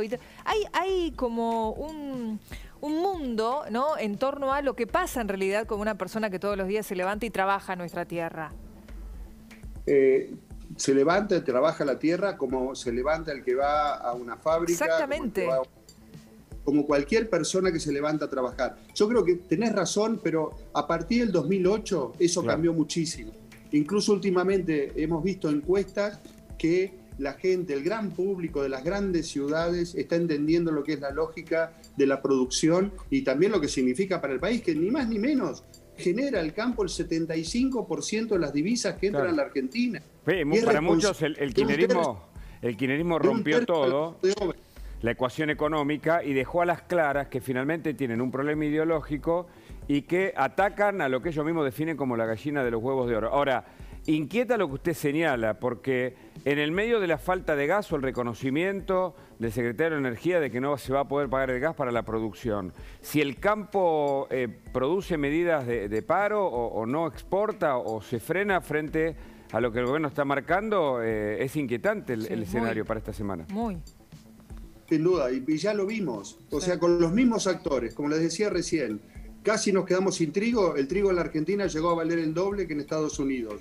Cerraron 300 frigoríficos cuando cerraron. Ahora amenazaron nuevamente con cerrar las exportaciones de carne. En aquel momento hicieron lo mismo. Cerraron ciento y pico de frigoríficos y perdimos 12 millones de cabezas de ganado. Quedaron 15.000 empleados de la industria de la carne en la calle. Bueno, o sea, repiten el mismo error. Entonces, no es que uno puede decir, no, es una casualidad, no entienden la lógica. Es ideológico, es absolutamente ideológico porque se quieren tratar de domesticar un sector indómito y no lo pueden hacer y no lo van a poder hacer porque en el país hay 350.000 productores. Con otros sectores, a lo mejor que son 4 o 5, los meten en un cuarto y les bajan línea y los adoctrinan. Pero no va a pasar como no pasó en su momento con los productores. Echeverría, usted sabe que muchos productores le pedían a los representantes de Juntos por el Cambio, ya que tenían la posibilidad de no aprobar el acuerdo con el Fondo Monetario Internacional y pedir que el gobierno dé marcha atrás con este incremento de retenciones. ¿Usted cree que desde Juntos por el Cambio deberían haber dicho no aprobamos este acuerdo con el fondo? Yo creo que fue responsable aprobar el financiamiento. No se aprobó el aparente plan de gobierno, si es que lo tiene, el plan económico. Nadie sabe si lo tiene o no. Eso no se aprobó. Lo contrario hubiese sido mucho peor para el país. Claro. De cualquier manera, ahora que las fuerzas están equilibradas en el Congreso y el Congreso no es una escribanía como era en el 2008, la oposición tiene un rol fundamental. Le digo esto porque Alfredo De Angeli... Orgullo hay diputados y senadores que se han puesto este tema al hombro y tienen, digamos, pueden volver con la frente en alta a sus distritos. Yo coincido con usted, están Echeverre, representando los intereses de los productores, que en definitiva es los intereses del país. Fue responsable haber aprobado el diagrama de cómo se va a llegar al acuerdo con el fondo, pero digo, le pregunto esto porque estuvo aquí en el piso, en La Nación Más, Alfredo de Angeli, y dijo, no vaya a ser cosa que nos pidan que aprobemos el acuerdo con el Fondo Monetario Internacional y después nos aumentan retenciones. Bueno, pero es cuestión del gobierno. Es cuestión del gobierno, no va a ser culpa de la oposición. O sea, si la oposición no acompañaba, a mi ver, hubiese sido irresponsable ser parte de un default, como ya lo vivimos en la Argentina, que fue muy malo. Ahora, si el gobierno dice que no iba a subir las retenciones y las sube, es costo político para el gobierno y sigue, digamos, teniendo la peor imagen o se devalúa la palabra día a día. Y se enfrenta con el campo. Y se enfrenta con el campo nuevo. Yo le quería preguntar... ¿Eso sabe cuándo se va a dirimir? El año que viene las elecciones. Esto nadie se va a olvidar. No solamente los productores, sino toda la gente que de una manera directa o indirecta vive o, digamos, depende económicamente o del movimiento económico que genera el campo en todo el país. El otro foco de conflicto es la ley de abastecimiento. El presidente Alberto Fernández habló sobre esto. Queríamos compartirlo con usted, Echeverre, por favor. No vamos a dejar de controlar y fiscalizar precios. Vamos a aplicar la ley de abastecimiento si así es necesario. Y vamos a utilizar todos los instrumentos con los que cuenta el Estado para cumplir con el objetivo de controlar los precios. He decidido constituir un fondo de estabilización con el objeto de evitar el traslado de esta suba del precio internacional al precio que pagan los argentinos y las argentinas. He instruido a mis ministros para que tomen las medidas necesarias y ellos serán los encargados de comunicarlas a partir de mañana. Garantizar el pan en la mesa de argentinos es fundamental y está en el centro de las decisiones que estamos tomando en esta emergencia. Echeverre, si uno analiza cómo el gobierno compone su comunicación política, uno ve que entonces el responsable de la inflación o la guerra o las primeras batallas contra la inflación tiene al campo como el gran responsable. Yo le pediría al presidente que deje de engañar a los argentinos, que deje de engañar. ¿Quién le cree que alguien va a ir a aplicar a un supermercado? Irán a 2 o 3 ahí alrededor de la Casa Rosada y en el resto del país no van a poder hacer nada. Baje el gasto, señor presidente, elimine 12 o 13 o 14 ministerios. Estamos en una emergencia grave para el país. Dé el ejemplo, que el Ejecutivo, que el gobierno en general, que el gobierno nacional dé el ejemplo al sector privado y empiece una baja de gasto. Deje de ponerle más presión al sector privado y deje de hacer que el sector privado pague las macanas que se mandan día a día. Ya es una tomada de pelo, ya no se puede ni analizar lo que dice. Es difícil analizar. No se puede creer que lo diga pensando que nosotros creemos que lo dice en serio. Echeverre, en caso de que, bueno, efectivamente, como todo parece indicar, los productores salgan nuevamente a las rutas, ¿usted se uniría? ¿Se uniría a una movilización? Sí. Yo voy a estar donde estén los productores, por supuesto, sin ninguna duda. Sí, okay. Sin ninguna duda, como he hecho siempre. O sea, soy productor, en un momento fui, una gremialista rural, ¿no? Y después fui ministro de la Nación y ahora volví a ser productor. Que eso también es muy sano, no porque haya sido yo. Y Echeverre, ¿hay algún cronograma previsto? Aplica con la vida privada. Perdón que se entrecorte un poquito, pensé que había terminado. ¿Hay algún cronograma previsto para estas marchas, que es un anticipo de algún modo que estamos contando en este programa especial? No, lo que he visto en las redes y lo que me han comunicado amigos míos, me han comentado, que se está armando una movilización a Buenos Aires. Pero esto es de hoy, de ahora. Por eso. Y esto absolutamente espontánea. Después, ¿cómo sigue? Y se irá viendo. Acuérdense que el 2008 tampoco fue organizado. Claro. En 2008 se fue dando de abajo para arriba. Bueno, es la reacción al anuncio de gobierno, ¿no? Del gobierno y del ministro de Agricultura. Y ahí surge la figura de Alfredo de Angeli, ¿no? Claro. Sobre todo la reacción a la mentira. O sea, hace 15 días dijeron que no lo iban a hacer. Ahora con toda, digamos, pompa, dice no, lo vamos a hacer, pero por poco. Bueno, la gente se hartó, se cansó. ¿Y ese anuncio, usted cree, Echeverri, que puede estar generando fracturas dentro del gobierno de Alberto Fernández? ¿Más todavía? Sí, puede ser. Todo puede ser. Sí, parece que sí, porque en definitiva, a ver, se confirma lo que dijimos desde el primer momento. Acá se unieron grupos completamente antagónicos para ganar la elección que la ganaron. Claro. Y después lotearon el poder. En cada ministerio hay un representante de cada uno de esos grupos antagónicos. Es cierto. Es imposible que puedan gobernar y se nota. Esa Y se falta de nota. Por atención al mensaje del presidente por parte de la vicepresidenta, nada menos, digo, para ubicarnos en la línea de autoridad, el mensaje de Telegram que reconoció la portavoz no le contestó Cristina Fernández. ¿Muestra la ruptura definitiva del Frente de Coalición Gobernante o es un episodio más de algo que ya estaba roto?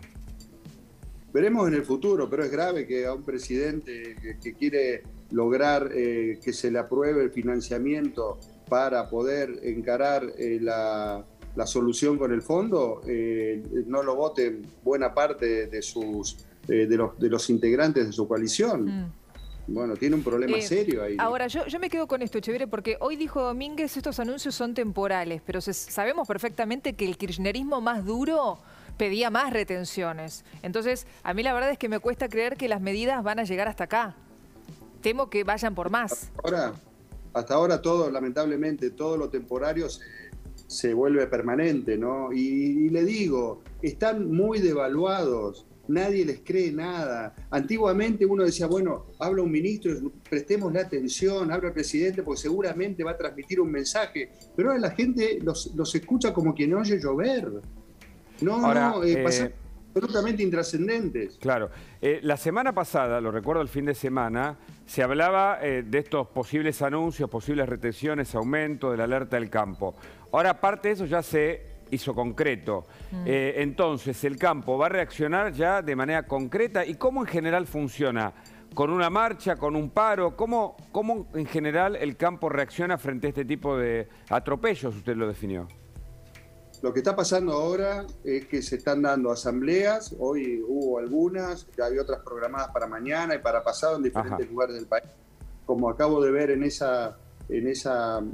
anuncio que pasaron hace un momento, hay una no sé si convocatoria, pero una idea de ir hacia la capital federal. Bueno, eso, a ver, si hay algo fantástico de las comunicaciones, que hoy nadie necesita tener un medio de comunicación o un aparato para las poder... redes. Claro. Ahora, ¿qué es eso que es un tractorazo, esa marcha y movilización? ¿Cómo? Eso se viraliza y después de la nada, bueno, aparece una movilización. Bueno, hasta ahora es eso, pero creo que lo vamos a ir descubriendo a medida que pasen las horas. A veces con tractores, a veces no, a veces van a caballo con sus vehículos. Ahora, Echeverri, ¿qué le pasó a usted? A mí me pasó ayer, la verdad es que yo estaba esperando el anuncio del presidente, que ya sabíamos que era grabado, a las 6 de la tarde, 6:30, a las 19. Finalmente eran casi las 9 de la noche. Digo, semejante anuncio un viernes a las 9 de la noche denota que, digamos, se manejan con parches, ¿no? Que no hay un plan real de acción. Esto me pasó a mí. No sé qué sintió usted. No, sí, otra confirmación de que van día a día. Como no tienen un plan, no son orgánicos, no tienen una coherencia en el sentido de que nunca coincide lo que dicen con lo que hacen, se levantan a la mañana y dicen, hoy vamos a hacer una cosa y mañana vamos a hacer exactamente otra. Y pasó eso. Toda la expectativa de decir que se iba a declarar la guerra a la inflación y decir nada. Y que al día siguiente iba a haber anuncios. No, yo creo que eso fue un error del propio presidente. Yo creo que eso fue un error.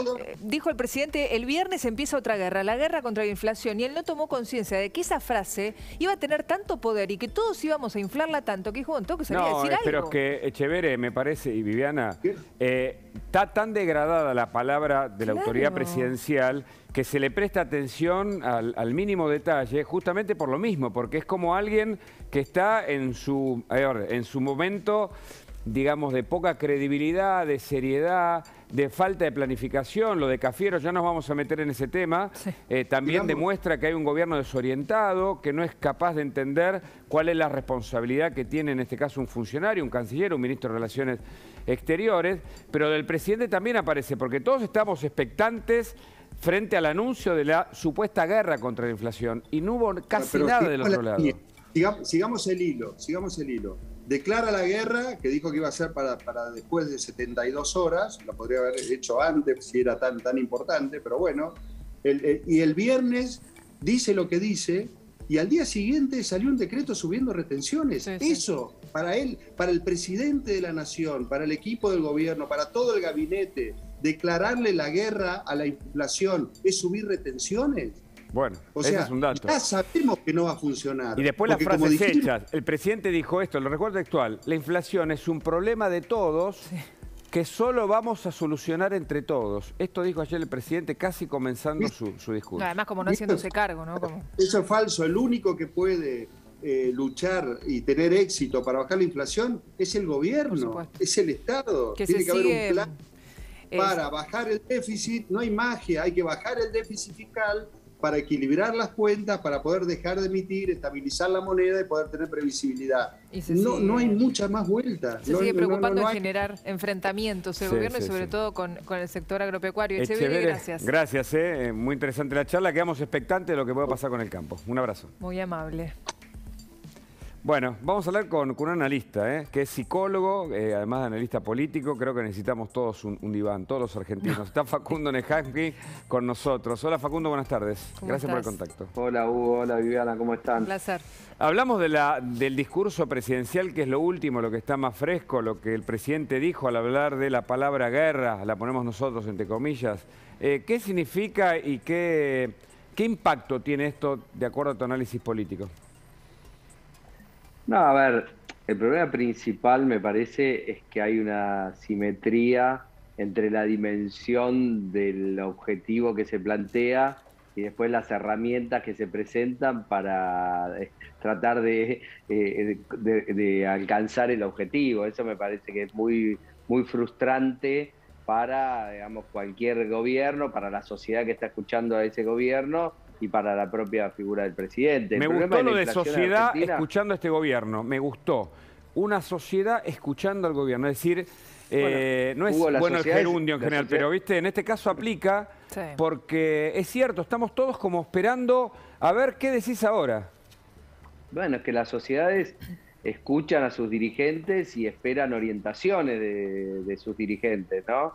Lo hacen digamos, en las organizaciones a las que pertenecen y lo hacen también en el país, escuchando principalmente en países presidencialistas como el nuestro, a la figura del presidente. El problema es que todos ya sabemos que el problema de la inflación viene apareciendo en primer lugar en las encuestas. Bueno, ahí ustedes lo tienen puesto con un 35%, pero esto viene sucediendo desde hace muchos años y solo fue desplazado por el problema del coronavirus allá por el año 2020, cuando todos estábamos aterrados, que no sabíamos si era el fin del mundo o qué es lo que iba a pasar en el planeta Tierra. Pero una vez que esa situación dejó de ser tan angustiante para todos, y eso fue unos meses después, estamos hablando del tiempo que duró entre marzo, agosto, septiembre, ya a partir de noviembre reapareció el problema de la inflación. Y además, Hugo, es una cosa importante señalar, es un problema que va más allá del Fondo Monetario, porque Argentina, con acuerdo con el fondo, sin acuerdo con el fondo, habiéndole pagado todo al fondo, no habiéndole pagado al fondo, siempre el problema de la inflación es un problema persistente, salvo alguna... Sí. A mí me preocupa,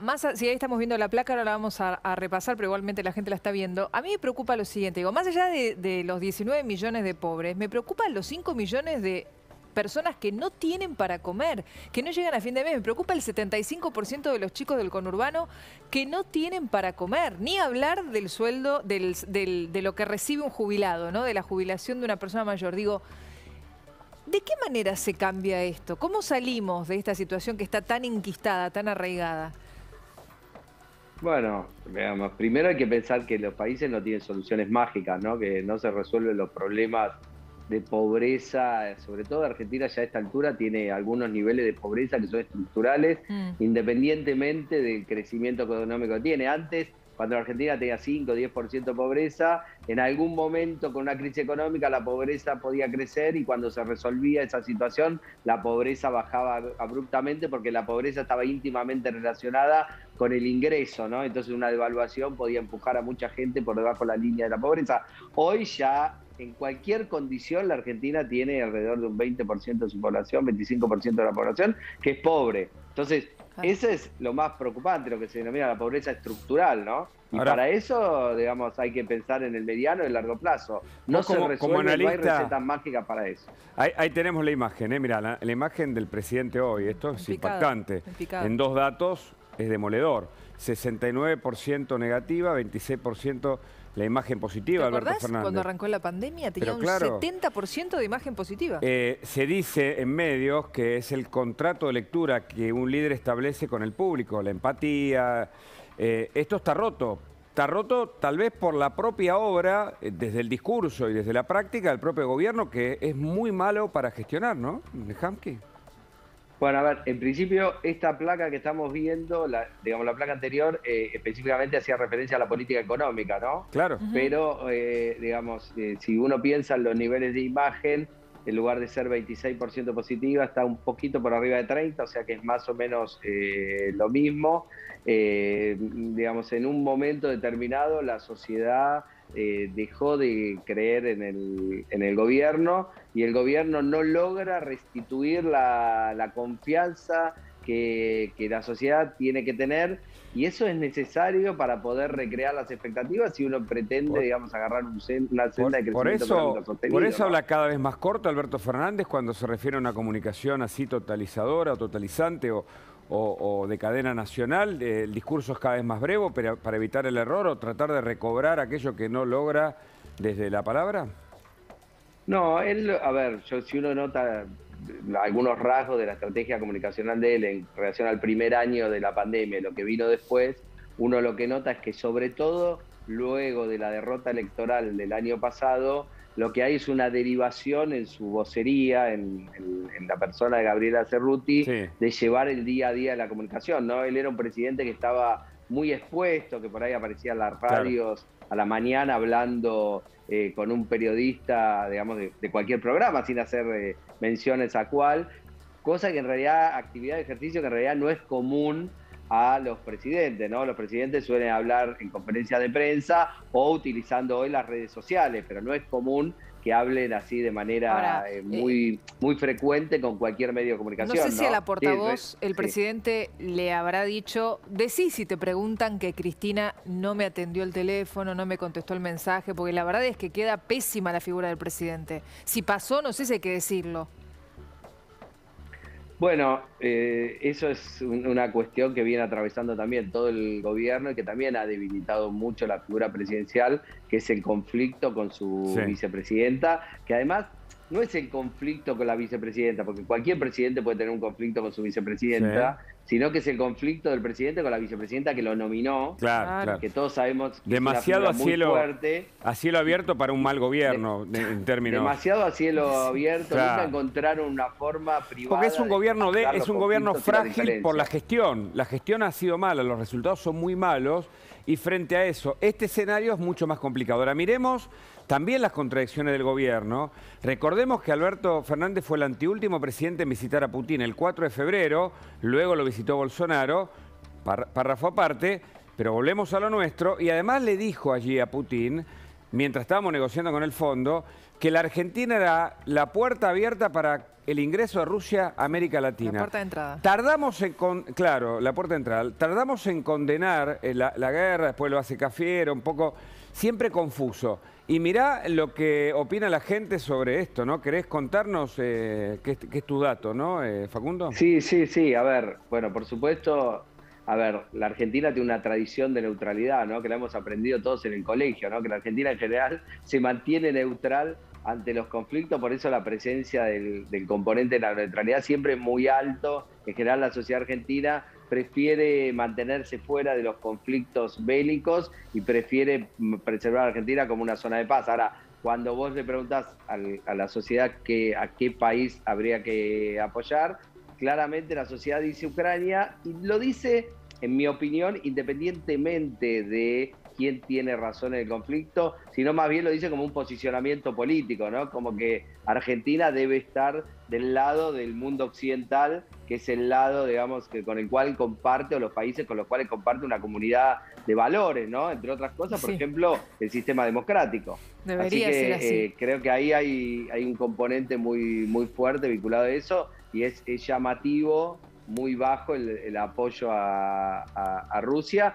después de ver un gobierno que ha sido muy activo en términos diplomáticos con aquel país, bueno, con el episodio incluso que vos señalás 2 semanas antes de que Rusia entrara en guerra. Y el tema de la Sputnik, que fue la primera vacuna, digamos, el primer país que recibió esa vacuna rusa, entre tantas otras alianzas dudosas que explican por qué estamos tan mal. Facundo, muchas gracias por el contacto. Interesantísimo, como siempre. No, gracias, muchas gracias a ustedes. Viste que nos reíamos cuando a Carlos Tevez lo ponchaban hablando en inglés y decíamos, bueno, claro, Carlos Tevez si juega en Very difficult. Claro, en un club inglés Después, debería perfeccionar su inglés. Después nos metemos ahí, ¿te parece? Un canciller, imagínate. No, lo del canciller hablando inglés no es el problema, lo del canciller criticando de un modo vulgar a un periodista, sí, porque el canciller es eso, no es Santiago Cafiero, es el canciller, es un ministro de Relaciones Exteriores, no es él, sino lo que él representa. Totalmente de acuerdo. En instantes, mucho más, ya aquí venimos en este especial.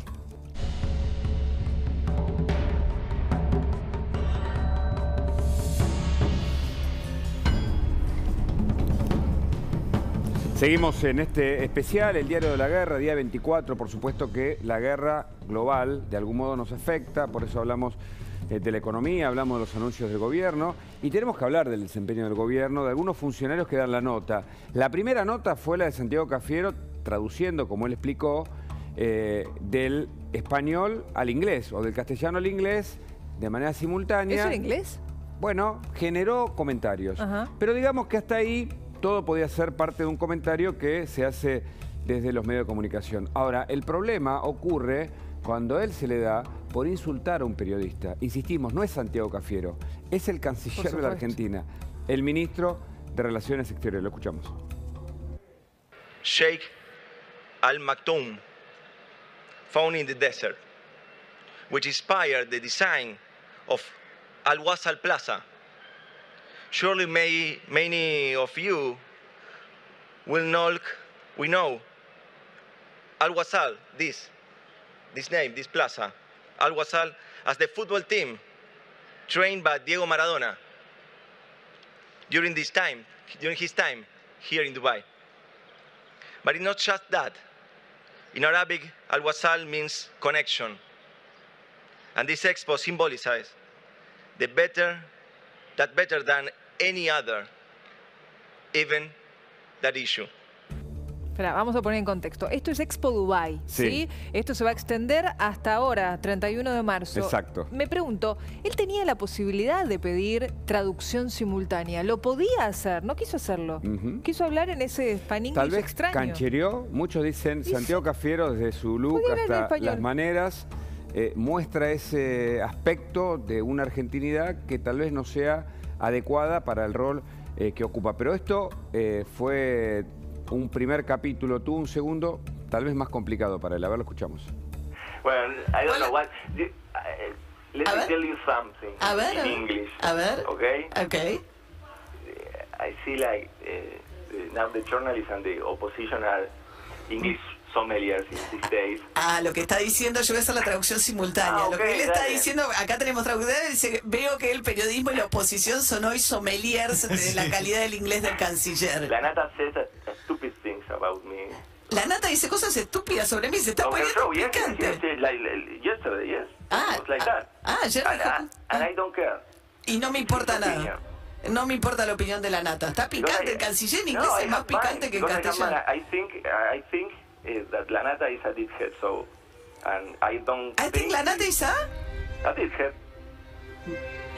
Dickhead, no sé, me perdí ahí, Bueno. Creo que La Nata es cabeza. No. Pero bueno, I don't think he cares what I think, so it's a free country that. ¿Dijo lo que dijo? Dije, yo estoy siendo censurada en mi traducción porque... Vos estás siendo censurada, no te censuras. Me estoy un país libre. Y aparte, si estás en otra lengua, viste que todo se permite. Pero, ¿qué quiere decir? ¿Cabeza de...? No sé, no sé porque no... ¿No sabe inglés? Te mando una... No comprobáis. Muy bien, bueno, caliente el canciller porque... Tan mal estamos que un funcionario tan importante de la Argentina lanza este tipo de improperios y no es capaz de pedir disculpas. Tan mal está nuestra cultura y la calidad de los funcionarios que son capaces de hacer esto y no pasa nada. No hay represalias y por eso lo hacen. Ahora, fíjense esto porque fue muy gracioso, ¿lo viste? Seguramente sí, claro. Lo viste en la semana, el pase entre... que es un programa en sí, el pase entre Eduardo Feynman y Jonathan Viale aquí en la pantalla de La Nación Más, porque ni fonéticamente sonaba bien lo que decía el canciller Santiago Cafiero, pero en el programa de Eduardo y de Jonathan trataron de traducir lo que él decía. Mirá. Hablaron de vos. Sí, lo escuché, pero lo quiero volver a escuchar porque hay un par de cosas para decir. Eso es el canciller de la Argentina, ¿no? El canciller estuvo hablando de mí. Te llamó cabeza de pito. Mira, sí, en realidad la traducción exacta sería... Una de las traducciones posibles es gilipollas. Sí, exacto. Huevona, pendejo. Pelotuda, pelotudo, pendejo, pendeja, boludo, capullo, pelotas. Y en verbo, que sería digjedear, no sé, en español, claro, que sería gilipollear. Gilipollear. Sí, no, el problema es dick. Dick es unívoco. Es pito. Por eso, sos un cabeza de pito. Cabeza de pito. Hay dos cosas para decir de esto. Primero, que realmente me parece elegante y a la altura como respondió. La Cancillería dice en Off the Record que nosotros le hicimos bullying al canciller ayer. ¿Vos podés creer que interpreten eso como bullying? Realmente increíble. Solo falta que diga que es violencia de género. Claro, falta. Hay que ver cómo se percibe el canciller, pero bueno. Calanata explica algo claro. Claro, ahora vamos a ver el otro. Sí, que claramente cualquiera de quienes están fuera del gobierno tiene menos poder que el gobierno, que es de algún modo la suma del poder. Y en este caso, además, debe saber un funcionario que es susceptible de las críticas. Por supuesto. Nada menos que un funcionario susceptible de las críticas en un sistema democrático donde el rol de la prensa es fundamental porque ocupa el rol del contrapoder. Y me parece que en su rol de canciller comete un grave error Santiago Cafiero, el ministro de Relaciones Exteriores de la Argentina. Pero esto no termina acá. No, lo que yo les había anticipado, la traducción. Nosotros tratamos de entender qué quiso decir en Expo Dubai. A ver. Allow us to be closely connected to the world. The capacity of our country in this field are illustrated by the 11 unicorns companies that were born in Argentina and are active in tourism, e-commerce, finance and marketing. Therefore, Expo Dubai 2020 is also an exceptional opportunity to showcase Argentina to the world. I feel proud to have been able to bring to the Expo a sample of what Argentina can offer the world. Productive technology, innovation, the art, the culture, the sports. Un poquito de humor, ¿no? Esta es la traducción literal. ¿Nos que en este caso lloramos? Sí, corresponde, insisto, el funcionario público es el que elige ese cargo y de algún modo es susceptible de las críticas, que en este caso podía ser solo una humorada, pero terminó un poco peor. Creo que nos vamos. Nos despedimos, no hay más tiempo. No hay más tiempo. Mañana, con vos primero a la mañana, ¿no es cierto, Viviana? Primero Eduardo y después yo. Después vos. Claro. Y más tarde, especial domingo, desde Ustedes. 18:30, exactamente, junto a Agustina Girón, y después La Cornisa con Luis Majul. Quédense en la continuidad de La Nación Más. Hasta mañana. Chau.